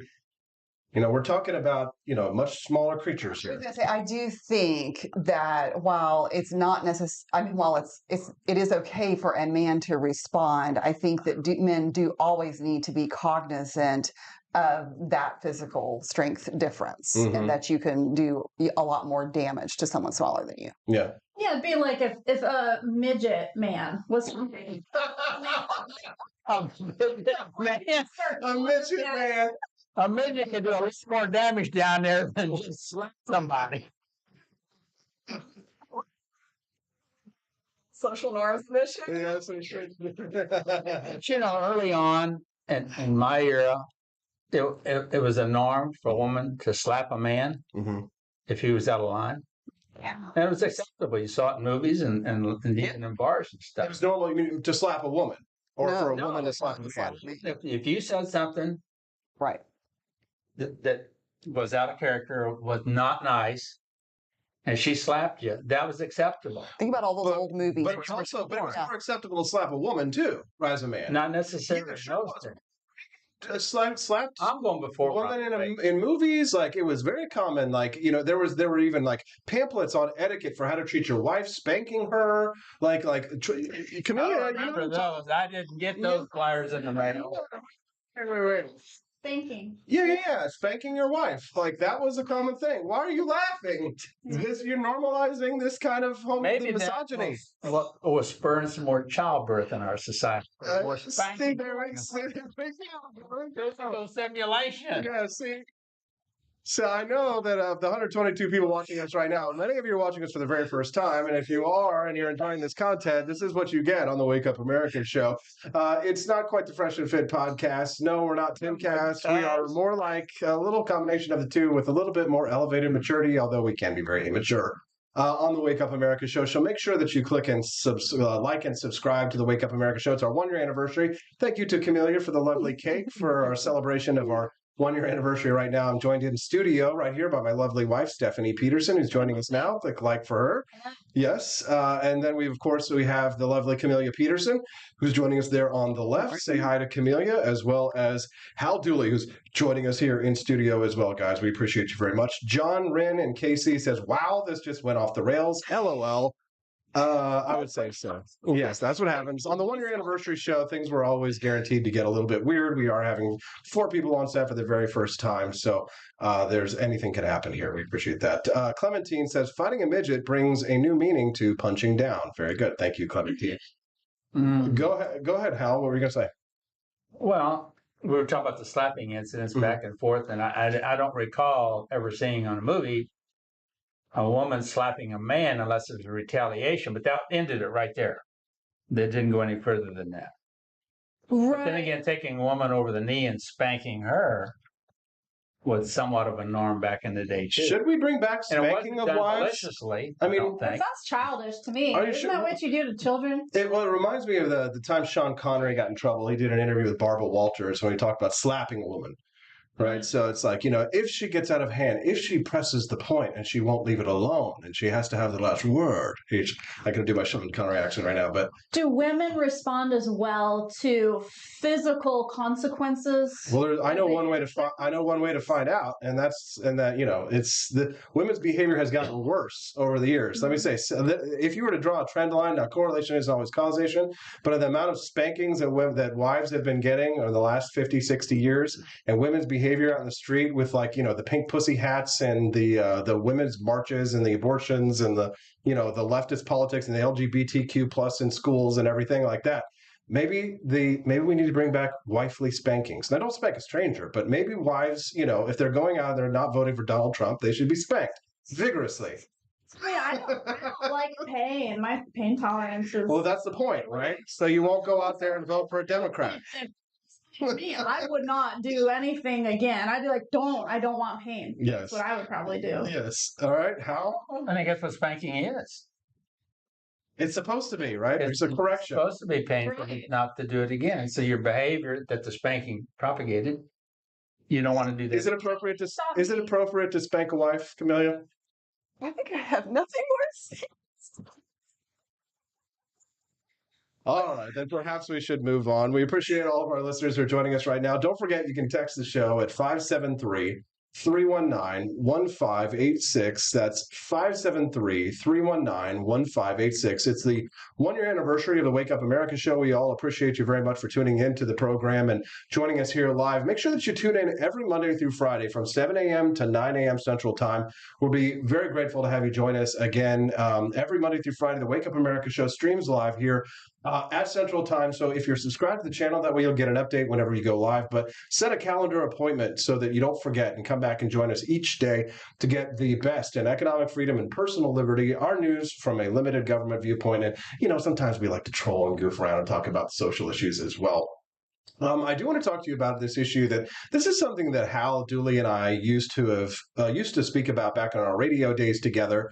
And I think it's an interesting topic. Stephanie and I were discussing this yesterday. And of course, she's Jewish, so she's got that interesting take on it when it comes to the question of the Holocaust.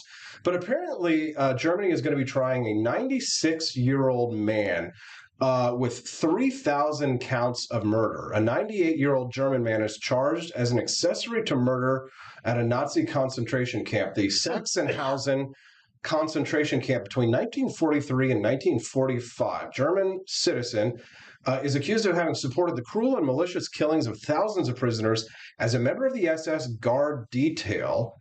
3,300 counts of being an accessory to murder between 1943 and 1945. So German prosecutors have set precedents in recent years that allows for people who helped a Nazi camp function to be prosecuted as an accessory to the murders without direct evidence that they participated in a specific killing. So we're talking about a SS guard at a concentration camp. Some people are honestly, they think that this goes too far, that you're 96 years old, you're going to die in a few years anyway. What's the point of this? Some people think that there should be no end to justice, really knows no boundaries or timelines. However, there is this concept of statutes of limitations for other crimes and things like that. But talking about a member of the SS. So why don't we just start with Hal, your take on this one? What do you think? Should he be prosecuted? Should he be let go? I don't think he needs to be prosecuted. I think the public scorn that it brings about would be sufficient for a 95-year-old, that what he did in his younger days was wrong, and the public knows it's wrong, and they should let him know it's wrong. And I think the public scorn would be punitive enough rather than go through a trial and do all that kind of stuff. Unless you want vengeance, which has nothing to do with him, it has everything to do with you. And it's too late for vengeance, I think, per se, because the people that were persecuted in those days are gone. Mm-hmm. So I think the public scorn for this gentleman or any other that participated in that would be sufficient. Why is it taken so long? I guess is like why.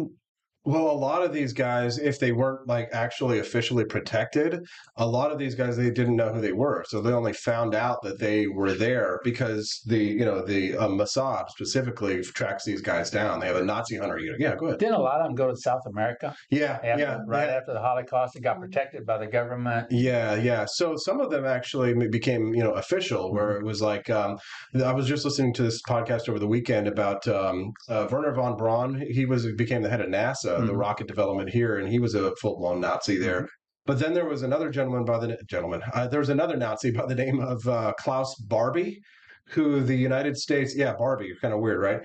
Who actually worked for the United States officially, and then we helped get him out of Germany to go to Argentina. And that's why there's a lot of there's a German village in Argentina who are descendants of those people. There was also, who was the doctor that Mengele, who made it out and made it down there. And so the United States government didn't help all of them escape, but the reason why they did that is Operation Paperclip was not only did we want their capability for science, but we also wanted their anti-Soviet capabilities, because all of a sudden we had the new enemy in with the Soviets. So charges of murder and being an accessory to murder aren't subject to a statute of limitations under German law.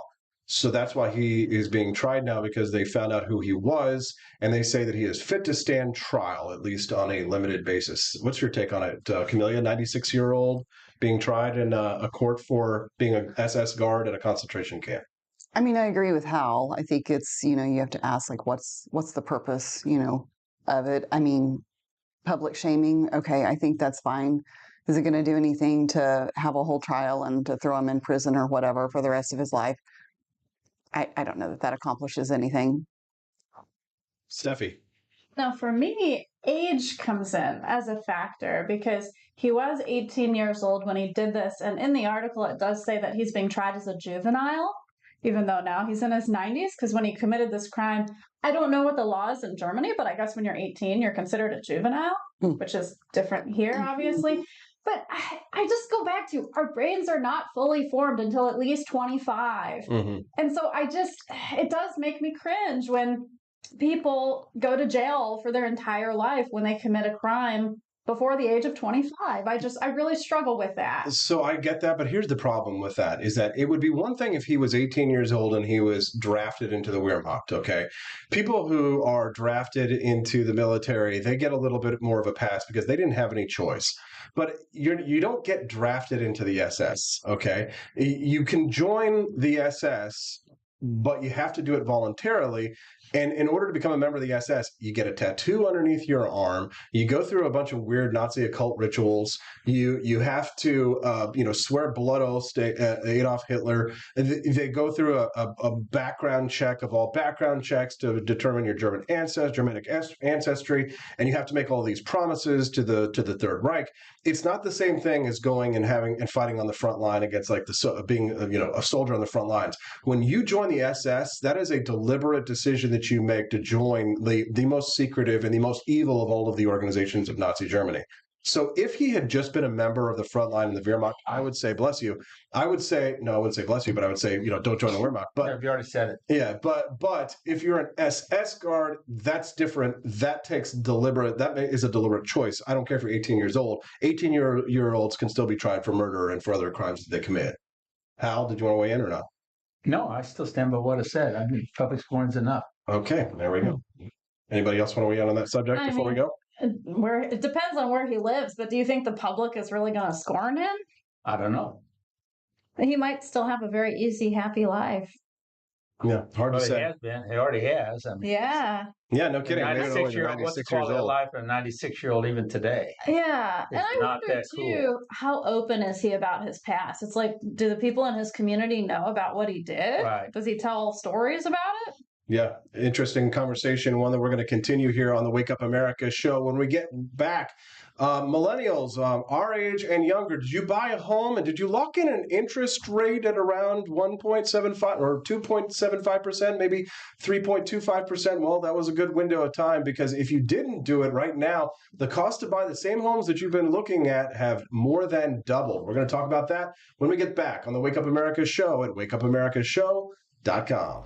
Want an engaging website to boost your business? You're just a click away from 5-star Fiverr talent. Hundreds of freelancer skills like web design. Head to Fiverr.com today and get something started. American conservatism is distinct, like America is distinct from the United Kingdom. American conservatism's roots comes out of the Wild West, out of pioneerism. The difference between American conservatives and European conservatives is that Americans are cowboys. We are that God, guns, gold, and girls. It's wild here, and we should stay that way. We shouldn't allow a European version of conservatism to come and infect us here. We like it wide open spaces here, deep in the heart of Texas and all that.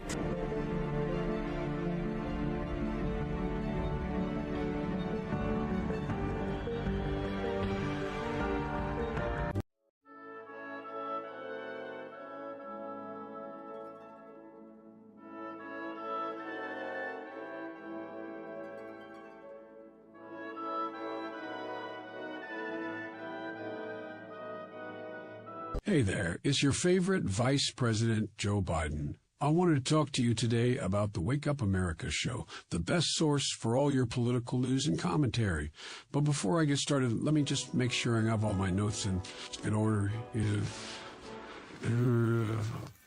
Okay, where was I? All right, the Wake Up America show. It's a great way to stay informed and make your voice heard. Boy, what was I saying again? Oh, right. The Wake Up America show. It's important that we all stay engaged and knowledgeable about what's going on in our country and, the thing. But hold on, where was I going with all this? Oh, yeah. The Wake Up America show. It's a fantastic resource. And if you really want to make a difference, man, you can sign up to be a monthly donor at wakeupAmericaShow.com/support. Now, where was I? Oh, that's right, the Wake Up America show. So if you want to stay woke and support a great cause, head on over to wakeupAmericaShow.com/support and sign up to be a monthly donor today. And if you're feeling generous, you can even give a donation in my name. Thanks for listening, and keep on keeping on, America. Come on, man.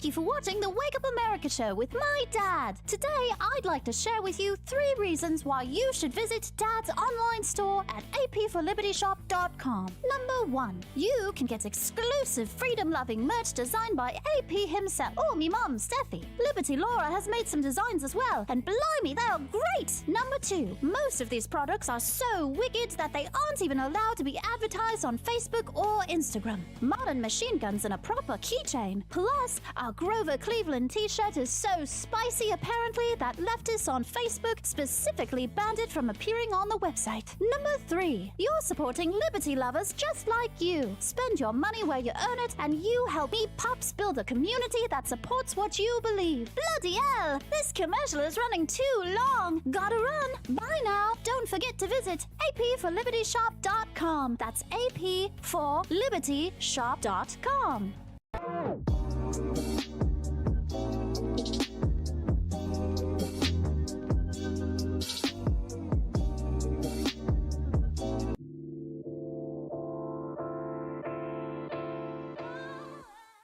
Welcome back to the Wake Up America show. I'm your host, Austin Peterson. We're glad to have you here. It's the 1-year anniversary. We're super grateful to have you here as an audience member for our 1-year anniversary show. We've got a delicious little cake courtesy of Camellia Peterson, who's also joining us here on set. My lovely wife, Stephanie Peterson, joining us here. I'm waiting for you to smash the cake in my face like in all of those YouTube videos. Yeah, nah, I don't think we're going to be doing that today. We want to enjoy it. We're also joined in studio here by Camellia Peterson, as you can see. Hey, CJ, how you doing? Good morning. Nice to see you. Good morning. And of course, Hal Dooley as well. Hi, Hal. Good morning. Glad to have you here. Before we get started, don't forget to click that like button and subscribe to the channel that you're watching us on today so that you can get updates whenever we go live. And also, don't forget, check out our merch shop, apforlibertyshop.com, where you can get awesome items like my lovely wife showing right now. Look at this. I made this cell phone case myself. It's actually from a World War I propaganda poster. It's Lady Liberty herself on an old school vintage phone. And so you can actually get this at apforlibertyshop.com, designed by me. Yeah, you can check that out. And also, we've got some great Don't Tread on Me merch. We've got V-necks for the ladies, and we've got regulars for the gentlemen. So make sure that you check out our merchandise shop at apforlibertyshop.com. That's AP, the number 4, apforlibertyshop.com. We'll be grateful to have you here. All right, so lots of noise happening in the studio today. We're grateful to have our audience. Here in the studio, things have really changed for us in the last year as we moved from the bar to an actual full-blown television studio, and it's been thanks to the support of viewers and listeners just like yourself that have helped us to be a success, and we are grateful for you very much. All right, so what's next on the topic list here? Oh, buying a house. Buying a home, damn near impossible. So this is what I'm hearing from the from people online. This is what I'm reading. So hold on, let me pull that. Where is it? There it is. Okay, yeah, buying versus renting in the United States. So millennials had a tiny window of time to buy a house. Buying versus renting in the United States. The question of whether or not it makes more sense to buy a home versus to rent has been the center of debate in American life for decades. Many people have considered the American dream to be home ownership, but quite frankly, when you factor in things like the cost of repair and the taxes that you pay, property taxes, it might make more sense for you just to rent. As a matter of fact, one of the most famous people in the world, Elon Musk, doesn't have a home at all because he doesn't want to pay the property taxes. Of course, we don't all just get to stay in our friend's multi-billion-dollar bungalow whenever we travel around the country, but you get the idea here. Does it make more sense to buy or rent? Well, I'll tell you right now, the house that Stephanie and I live in right now on a 5.5-acre estate, there is absolutely no way we could have afforded to be able to buy it if we were buying it today, because the price for a monthly payment would have more than doubled, more than $3,500 to live in the same place that we live in right now.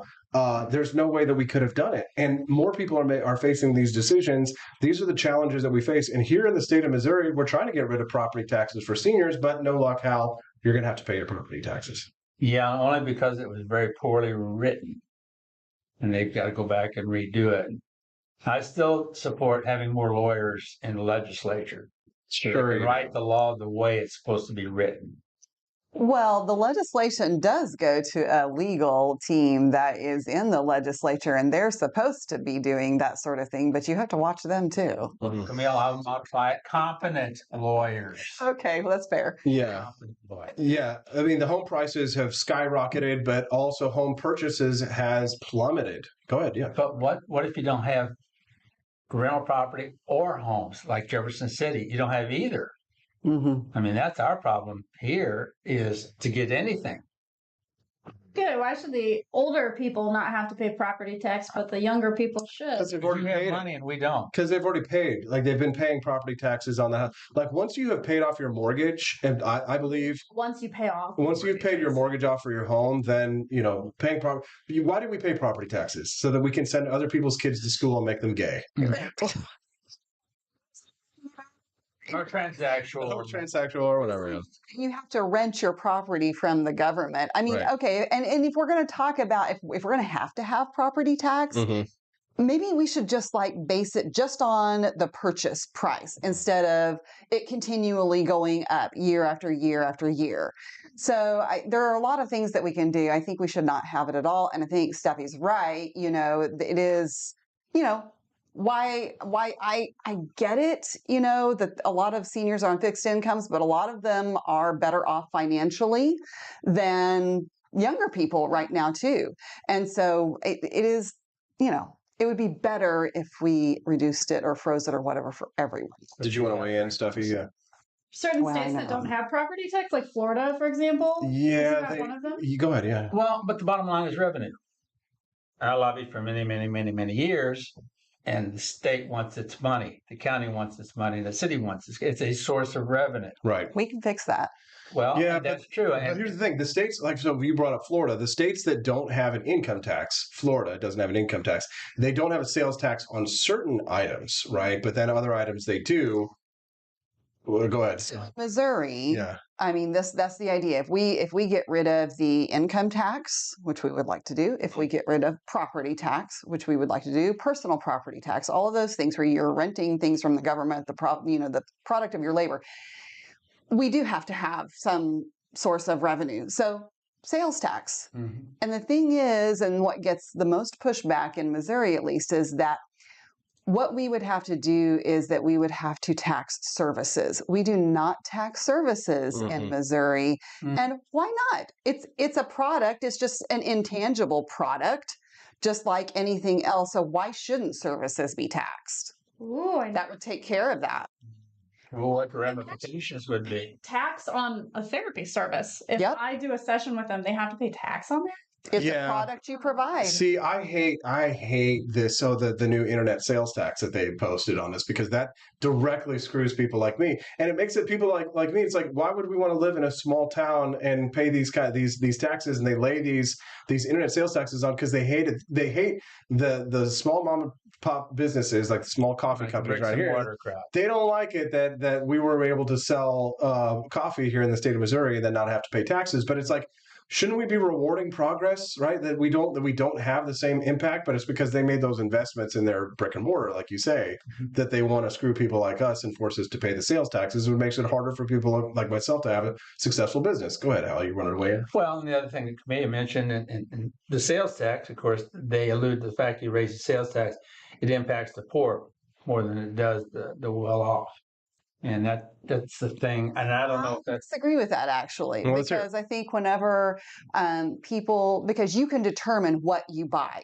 You determine whether you buy expensive items, whether you buy brand name groceries. Like, there are a lot of things that you can control in terms of cost when you are purchasing. And very much proportionately, wealthy people are going to be buying higher end things. They're going to be buying the more expensive items. They are going to be paying a higher proportion of sales tax just by virtue of that. Yeah, no, the online sales tax, the internet tax here in Missouri definitely hurts people like ourselves, entrepreneurs who are trying to start online commerce businesses and be able to be self-sufficient. That harms us, and it makes our lives more difficult, not just because we have to pay the tax, but we have to figure out how to pay the tax. And we've got to manage all of the transactions for the tax, When in reality, if the government really believed in their whole global warming agenda, which ostensibly they do, then you would think that, oh, here's someone who doesn't commute. They don't have to drive a car to go pay gas. They don't have to go. They don't have a brick and mortar business. They don't have to, air condition it. They don't have to use all these utilities for it, right? You think, okay, well, it's actually a more green business. Let's encourage those businesses. Instead, they tax us. But I get it. There's only things in life that are guaranteed are death and taxes. And even when you die, you get taxes. Yeah. You get taxed. Go ahead, Al. Well, I was going to say you've got to have a revenue source somewhere, and I think there's going to be arguments one way or another. And I agree to do away with the property tax, but you also got to be very diligent on how you're going to replace that too, because you create an equal burden to the same person. See, that's the problem. Is it like that again? I don't want to replace the tax, right? Like when you remove a cancer, what do you replace it with, right? So the problem is that in all of these states, so for example, Florida, they may not have an income tax, and they may have a lot of exemptions for their property taxes. But then they have other taxes, and Tolly Owens, who's in the stream, could probably fill us in on this one. They have other taxes that are exorbitant. But in Missouri, we are taxed to death. Like, it's not just a property tax or real estate tax, right? You're not just paying a real estate tax. Like, if you come to Missouri and you want to buy a trailer, you want to buy a big enough lawnmower. Chickens. You want to buy chickens, right? You want to, you're taxed for every chicken that you have in this state. So it's not just an income tax. We've got an income tax. We've got a property tax. We've got a real estate tax. Like, get rid of the tax, at least one of these taxes, and don't replace it with anything. Just don't tell anybody. I don't think I ever claimed my chickens. You never claimed your chickens? Tax evasion. Roads. Who will build the roads is a great question. We're dealing with that one right now. If you're just tuning in to the Wake Up America show, good morning. I'm Austin Peterson. It's the 1-year anniversary of the Wake Up America show, and I'm going to take this cake and I'm going to smash it in Stephanie's face here in just a minute. No, I'm just kidding. I'm not a statist. It is delicious, and we are looking forward to enjoying it after the show is over. We're enjoying our 1-year anniversary here with you. Thank you to all of our supporters who are out there watching us live right now, who have been contributing to help us to be successful. We appreciate you all very much. I see out there Tolly Owens and Jared Thatcher and Corey and Callie and many others. John Rail, as well as many others who are joining us now. If you are someone who was part of the Cantina crew and who had a screen name over on YouTube, because they did demonetize us last week, and Rumble's being very generous in featuring us live. We appreciate that very much. Thank you, Rumble. Give it up to them. But make sure that you introduce yourself, because some of you, we don't have any idea who the heck you are anymore, because it's a different screen name. So do us a favor, and if you are from the old Cantina crew over on YouTube, introduce yourself and let us know who you are behind the screen name so that we can know exactly what's going on in the world. Camila, did you want to say something? No, I was just saying, I know, I recognize people that are talking like they know us. Yes. Yeah.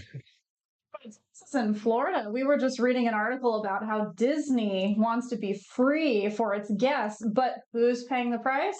Florida taxpayers. Yeah, they were floating this idea that they would make the tickets nonprofit, and then essentially, so then the tax burden to the state of Florida would be reduced. So the amount of taxes that Disney would pay to Florida would be reduced to state taxes. But I don't know if that's how they're going to go through with that. Somebody said that was a hoax, but I'm not entirely sure. Matt Unruh says, the IRS has entered the chat. Boo. Alcohol tax on top of sales tax is some BS, says Matt Unruh. Yes, I agree. At least we live in a state where you don't have to buy your alcohol from the government. When I lived in Virginia, I did not know that was a thing until a couple or 3 years ago. Yeah. Oh my gosh. I know, yeah. If you want to buy alcohol in liquor in Virginia, then you have to buy it from ABC, which stands for Alcoholic Beverage Control. That's so when you buy liquor, you're working on government hours. So they only work 9 to 4 and not on Sundays and all this stuff. So there's, alcoholic beverage control is just a nightmare. And it's in Pennsylvania and some other states as well. So. Well, sin taxes. Missouri has them. Yeah, sin taxes, blue taxes. Weed, everything. Everybody's okay with, with taxing other people as long as they don't use it. Yeah, one listener texted in this morning and said, thank you, good morning, says taxes are supposed to pay for related governing services. I'm reminded of that quote from Will Rogers. He says, thank God we don't get all of the government that we pay for. Matt Unruh, we know that's you, brother. We appreciate you very much. Barney Stiles joining us here this morning. Quantum Kitty, my anniversary today. Happy anniversary to you as well. Another anniversary. Thanks so much for joining us, Kilsharian. We appreciate you very much. All right, so we're talking about housing prices as well this morning. Real estate industry in panic mode. 45% drop in home purchases, bigger than 2008. Home sales are now down 31% in 2023. Without transactions, many jobs that are commission-oriented are seeing huge declines in incomes. Real estate agents, mortgage brokers, title insurance, home inspectors, all of the various categories are entering a depression from lack of transactions. This is year-over-year growth in investor purchases. This is a chart that I'm looking at right now. And in terms of home purchases, 45% drop in home purchases. Now, at the very beginning of the pandemic in 2020, we saw about a 40% drop very briefly, and then it worked its way back up, and we had a skyrocketing of home purchases we haven't seen before. But the bigger they are, the harder they fall. We may not have seen the end of the bottom in terms of home purchases right now, but it's just too damn expensive. You know, when you're talking about going and getting a 7% interest rate, now listen, Hal, I know that you had, what was the interest rate back in like 1980, right? It was like what, like 13% or something like that, right? Yeah, right? it got up to 20%. Yeah, it was like 20%. But here's the thing. Homes cost, like, you could buy a home and you'd have plenty of money left over. Homes didn't cost anywhere near as much then as they do now. Even when you account for inflation, the amount of money that homes cost then versus today is a stark difference. And I know that like people who like study these things will say, well, homes didn't have all the things in them that they have now, like, you know, water filters and, you know, all these staircases and all these bells and whistles, electronics, smart homes, all these things. So yes, homes have definitely been improved in terms of quality of homes, and home ownership, you know, is definitely improved if you have a home that has all of these new, you know, bells and whistles.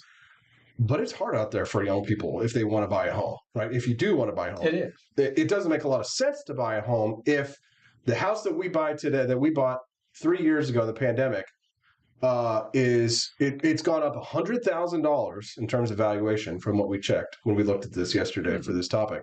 It's gone up $100,000 in its valuation from when we bought it. And the interest rate is more than double. We got a 3.25% interest rate. Mm-hmm. So 3.25 times 2, 6.5, and the interest rate's 7. It's more than double. So the mortgage now would easily be over $3,500 a month. There's no way, if you're a young person, if you didn't buy during the pandemic when we had those historic low interest rates, I don't know if we'll see these interest rates again. Like, at least not until we're, you know, maybe your age, Hal. I don't know.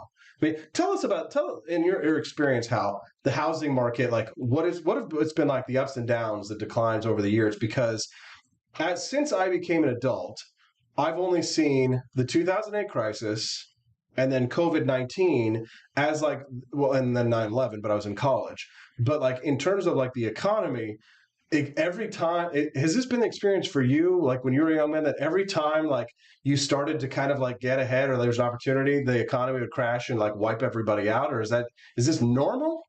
Well, I don't say it's normal. The thing that really bothers me today is the material costs. Mm-hmm. The cost of concrete, the cost of lumber, the cost of electrical wiring, plumbing, all of that's gone through the roofs. I don't think builders are making any more money percentage-wise on it, and I don't think interest rates are necessarily driving new construction as much as material costs are. They're building a lot less spec houses anymore rather than custom houses.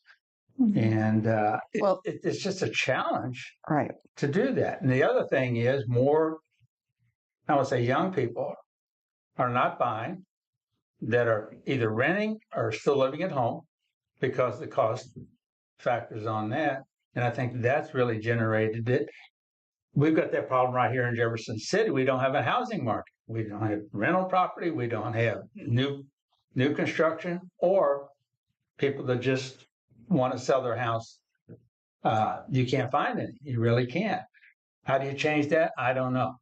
You know, that's all part of the economic mix that a city and a chamber of commerce has to involve themselves in, because people, I read every day in the paper, well, we need more jobs in town. Well, if you don't have a place to, you know, everybody living in Columbia now and commuting back and forth, and the gas prices are up. So it's a no-win situation for the young people that are in the job market and the housing markets. That you don't have any flexibility. You don't have any flexibility at all. And I've not seen that in the past. I mean, the interest rates have gone up and they've gone down. And that does spur whether people want to buy or not. But you got to have a product, a house to buy to worry about the interest rate. And like I said, the builders are really crunched because, they could build a spec house now. Somebody will buy it in a minute. But the cost of building it, you're trying to get a certain group of people, demographics, and probably those that have jobs like Scholastic and some of our local that want to expand their businesses here, but can't because they don't have the housing to bring the people in. Steffi, do you want to weigh in? I mean, we know a thing or two about building a house because before we bought the house that we have now, we wanted to build from scratch. We wanted to buy a nice plot of land and then build on it. And when we heard about the prices, we actually met with a building company locally. And I mean, we could only get like a very basic house, like 3-bed, 2-bath, no, new unique features whatsoever, and it would still be like way above. Yeah, it was like $500,000 just to start, right? You get the land and then the building, but then it was during the pandemic and building materials were scarce, right? So that was a challenge too. Yeah, right. And like they're still fairly expensive. I mean, inflation is killing us. It is. It's killing all of us, right? It's destroying our purchasing power and it's destroying our ability to be able to buy homes and make good investments. I mean, like. How does a guy keep up, right? I mean, any tips, Hal? I mean, when you're in an inflationary environment, don't keep up. Yeah. I mean, where do you put your money at times like this? Thailand. Gold. Thailand. Yeah. Go to a really cheap country. Yeah. And then you could just live very cheaply. Yeah, no, that's what our buddy Brandon did. But this is probably a good opportunity for me to talk about our friends at Lear Capital, who have an awesome deal going on right now. They are sponsors of the Wake Up America show right now. If you call Lear Capital today, and I know how you've been thinking about getting in touch with them. I'll tell you this. They've now got a $500 account credit to start. So if you haven't bought gold yet from Lear Capital, today's the day to do it. They've got a $500 account credit happening for you today. If you want to invest in gold and silver, that's a great way to fight inflation because, of course, the more the Federal Reserve prints, the more the value of gold will continue to rise. But in order to get that $500 account credit, you've got to call them at 1-800-885-2175. You can visit learaustin.com to get more information, like a free gold or silver packet. But if you want that $500 account credit towards your first purchase of gold or silver at Lear Capital, you're going to have to call that number that you see on your screen. That's 1-800-885-2175. Again, that number on the screen today, write it down. Don't forget, it's 1-800-885-2175. We appreciate you all very much for tuning into the Wake Up America show. We appreciate Lear Capital for being sponsors of the program. Did you want to weigh in, Steffi, on that? Curious, Hal, have you ever bought gold before throughout your life? Yeah, I have. I bought gold coins. Ah, yes. In fact, that's what I was just thinking about. There's a lot of different ways to buy precious metals. Not ways, I guess products. You can buy gold certificates, you can buy gold bullion, you can buy coins, current coins, which I like.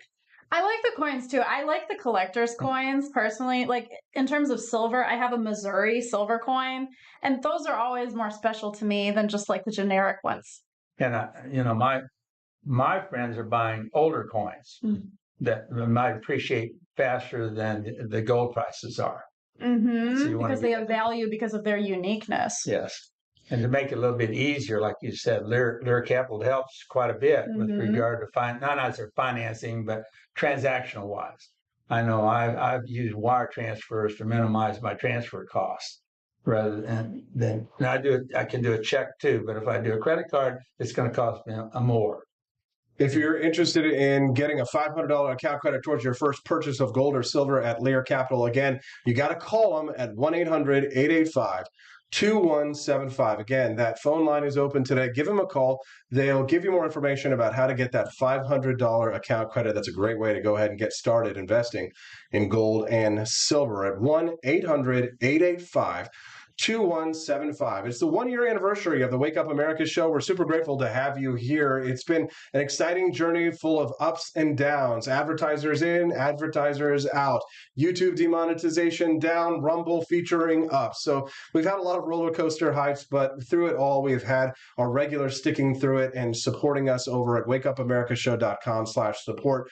Become a member of Peterson's Patriots today. Help us to fight the revolution and keep it alive. The fires of liberty continue to burn here every Monday through Friday from 7 a.m. to 9 a.m. Central Time here on the Wake Up America show. I'm your host, Austin Peterson. You'll see me here every single day, except for when my brother, Justin Peterson, every once in a while takes over whenever we have the odd vacation, which does happen. My lovely wife, Stephanie Peterson, is joining us here in studio today, Steffi P. And Steffi, of course, you join us every Friday. Yeah? I do. Yeah, Freedom Family Friday is what we call it. Yeah. So. Yes, and Camelia Peterson, who's joining us there. You can see her on the left with that "Don't Tread on Me" Gadsden the flag, racist symbol of racism and slavery that it is. Joining us. Hey, Camelia. Good morning. And of course, Camelia joins us every Tuesday and Thursday at 8 a.m. Central Time, sometimes in studio, sometimes remote. She works for AFP, so she's doing a lot these days for election season. Hal Dooley, who's a local Jeffersonian, former lobbyist, U.S. Marine, and a just all-around badass. He's also the host of his own Saturday show. Hal, you got a Saturday show on KWOS. KWOS, Yep. 8 a.m. to 9 a.m. Had it for 18 years, still going strong. Saturdays from Hal. Hal, how can people tune into your show on Saturdays? Well, 9:50 a.m., 104.5 on the FM dial. But they can also, if they're, because we got a lot of people who aren't in mid-Missouri who listen to the show, how can people tune into the show, to your Saturday show? KWS.com and click live, and I'll be there. There you go. Many of you remember that Hal Dooley and I met well over 2-3 years ago when I first started my radio job here in Jefferson City. I've since left, and now I do the Wake Up America show 5 days a week, working for myself. Running a small business hasn't been easy, but thanks to the support of the people that you see on this set, 1, 2, 3 of them sitting over to my left, it has been easier. So thank you to all of you who were here on set with us today in studio for the Wake Up America show's 1-year anniversary. And of course, I got to give a big shout out and a thank you to Rumble, who stood up when YouTube demonetized us last week and said, hey, we want to have free speech platform for shows like the Wake Up America show. It's funny, we don't even really say all that controversial stuff except, slap a woman, spank your wife, and yeah. Just kidding.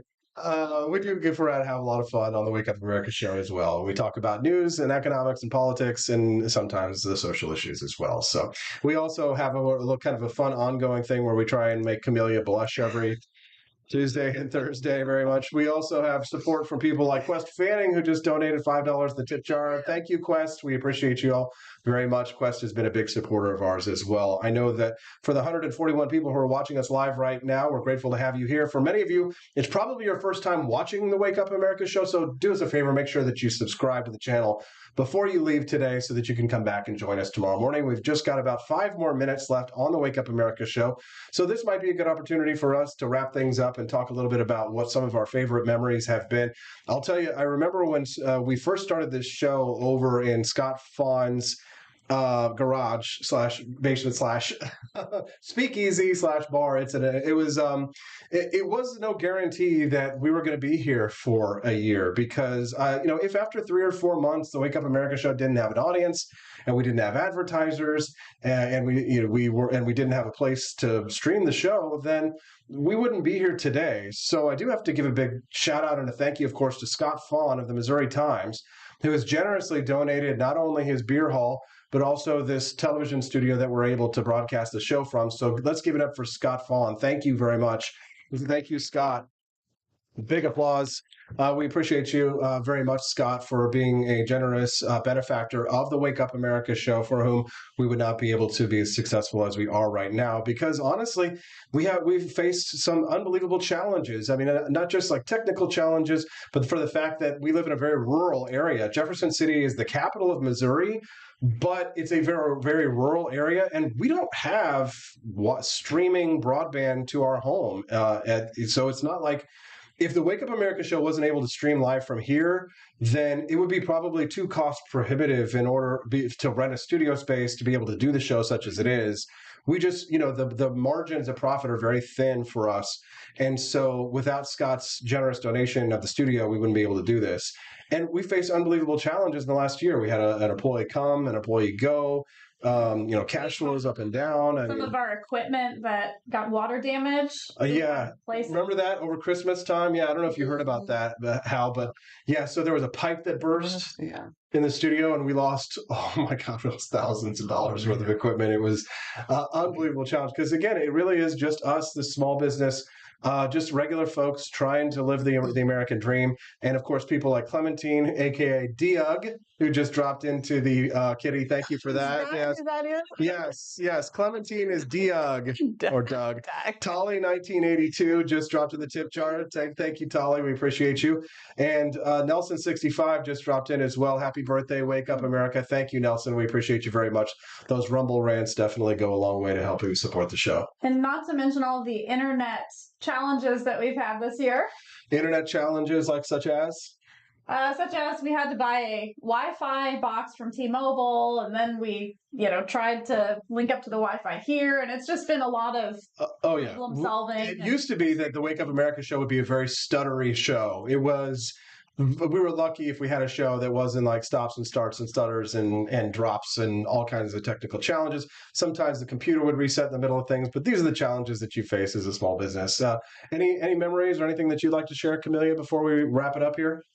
I think one of my favorite things, and I've talked about this before, has been the community that it creates. Because when you talk about things like losing all of that equipment to water damage and some of those things, it's really been, when you've asked people who are our friends and family of the show have stepped up and very generously donated to help cover those costs. And there is a community in the wherever we, whether it was on Facebook or whether it was on YouTube, we've kind of moved from place to place and now it's on Rumble.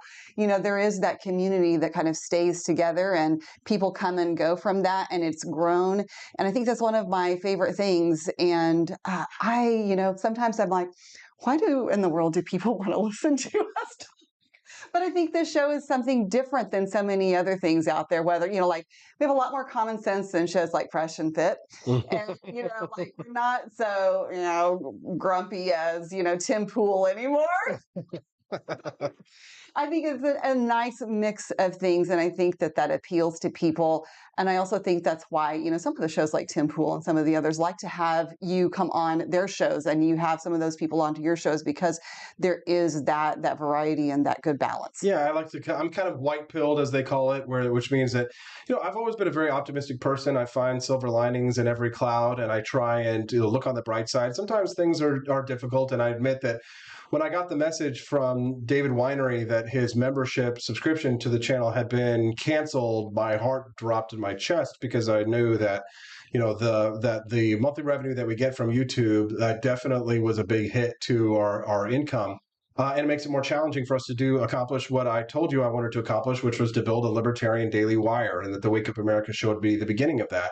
And I made a lot of promises to people when we started this a year ago that I was going to try and build towards that. And I think we definitely have. We've stepped up in terms of the quality of the studio. We've begun production on our first full-length documentary, and we've increased the quality of the guests.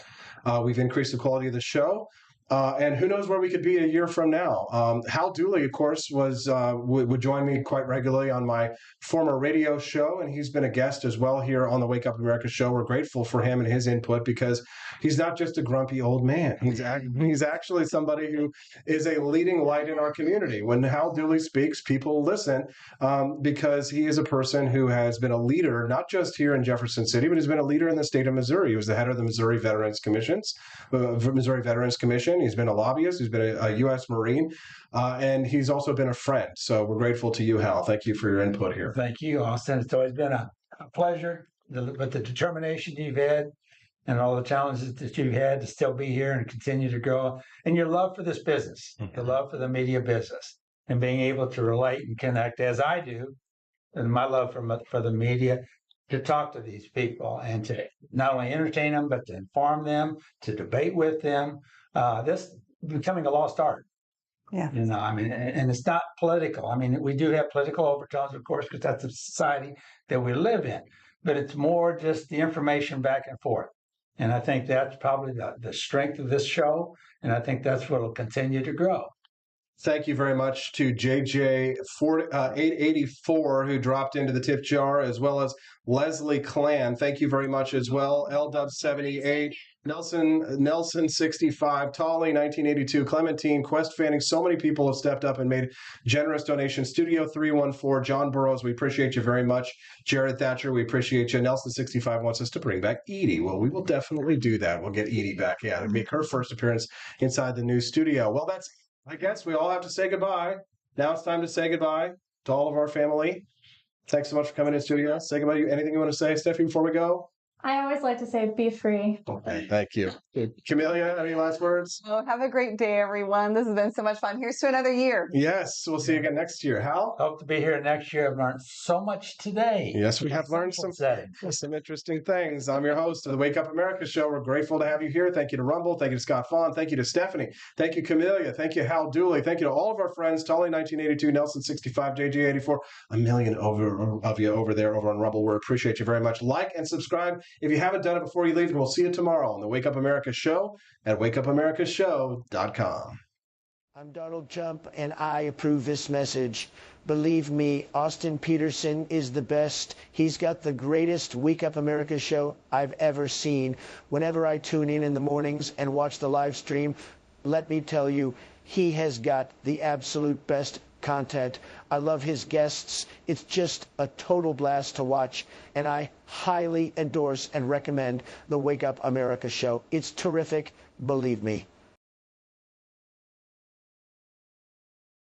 Hello, my name is Kelvin. Welcome to Frenchy Bullshit. This is my Didi's website, and I've decided to speak to you with my real voice for the first time ever to tell you about how cool Frenchy Bullshit is. But I've decided that this is the perfect opportunity to share with you. Frenchy Bullshit is a good website. You should follow us on socials. If you like Frenchies or any kind of bulldogs, me and my new brother George are going to try to make your life more fun. Hello, I'm George. My neck isn't really thick yet, but it will be. We are so glad you're here. Please ignore my floating eyeball. It helps me spot predators who might be approaching from the sides. Didi made Frenchy Bullshit to review things that he uses on me and my brother to tell you if it's good or bullshit.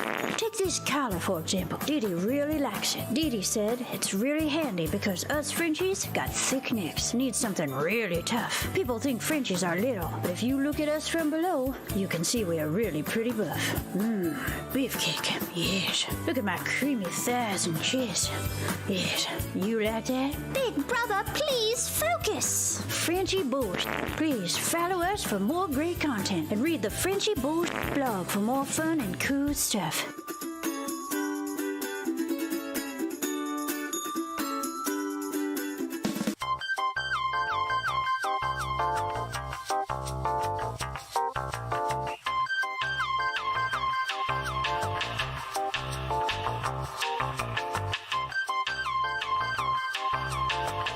I'm a public defender. I am a public defender. I'm proud to be a public defender. 80% of Americans accused of a crime will get appointed a public defender. Everybody from a speeding ticket to capital murder. For every dollar we spend on public defenders, we spend $3 on prosecutors. Public defenders have to do pretty much everything on their own. Social workers, counselors. Investigating is another piece of it. The average public defender holds 300 cases annually. You never feel like there's enough time. Public defenders have health issues all the time. A lot of people give up and say, I can't do this work anymore. Gideon's Promise trains, mentors, and supports public defenders. There are a lot of people who say that they would not still be public defenders, but for Gideon's Promise. It's fueled me to continue on in this fight. Gideon's Promise has changed the face of public defense. People see us as troublemakers. Good trouble only. We don't make it easy. It should not be easy to take away someone's liberty.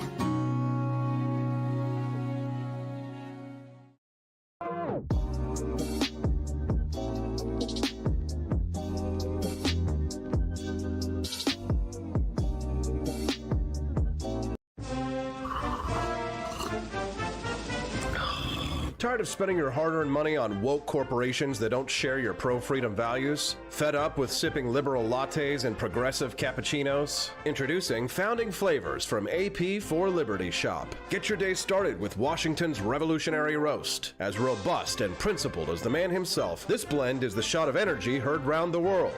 Or maybe you want to taste the fervor of freedom with Adams's Patriotic Perk. It's as dynamic and balanced as the U.S. Constitution, sure to awaken your spirit of liberty. For the aficionados, we've got the Jeffersonian Java, a complex mix of flavors that speaks volumes about your refined tastes. And don't forget Betsy's Liberty Lullaby, our decaf option, crafted with the same care and dedication Betsy Ross put into our Star-Spangled Banner. This blend lets you enjoy the taste of freedom anytime without losing sleep. No woke beans here, folks. Just pure, patriotic, pro-freedom flavors brewed with love for liberty. So why compromise your principles for a cup of coffee?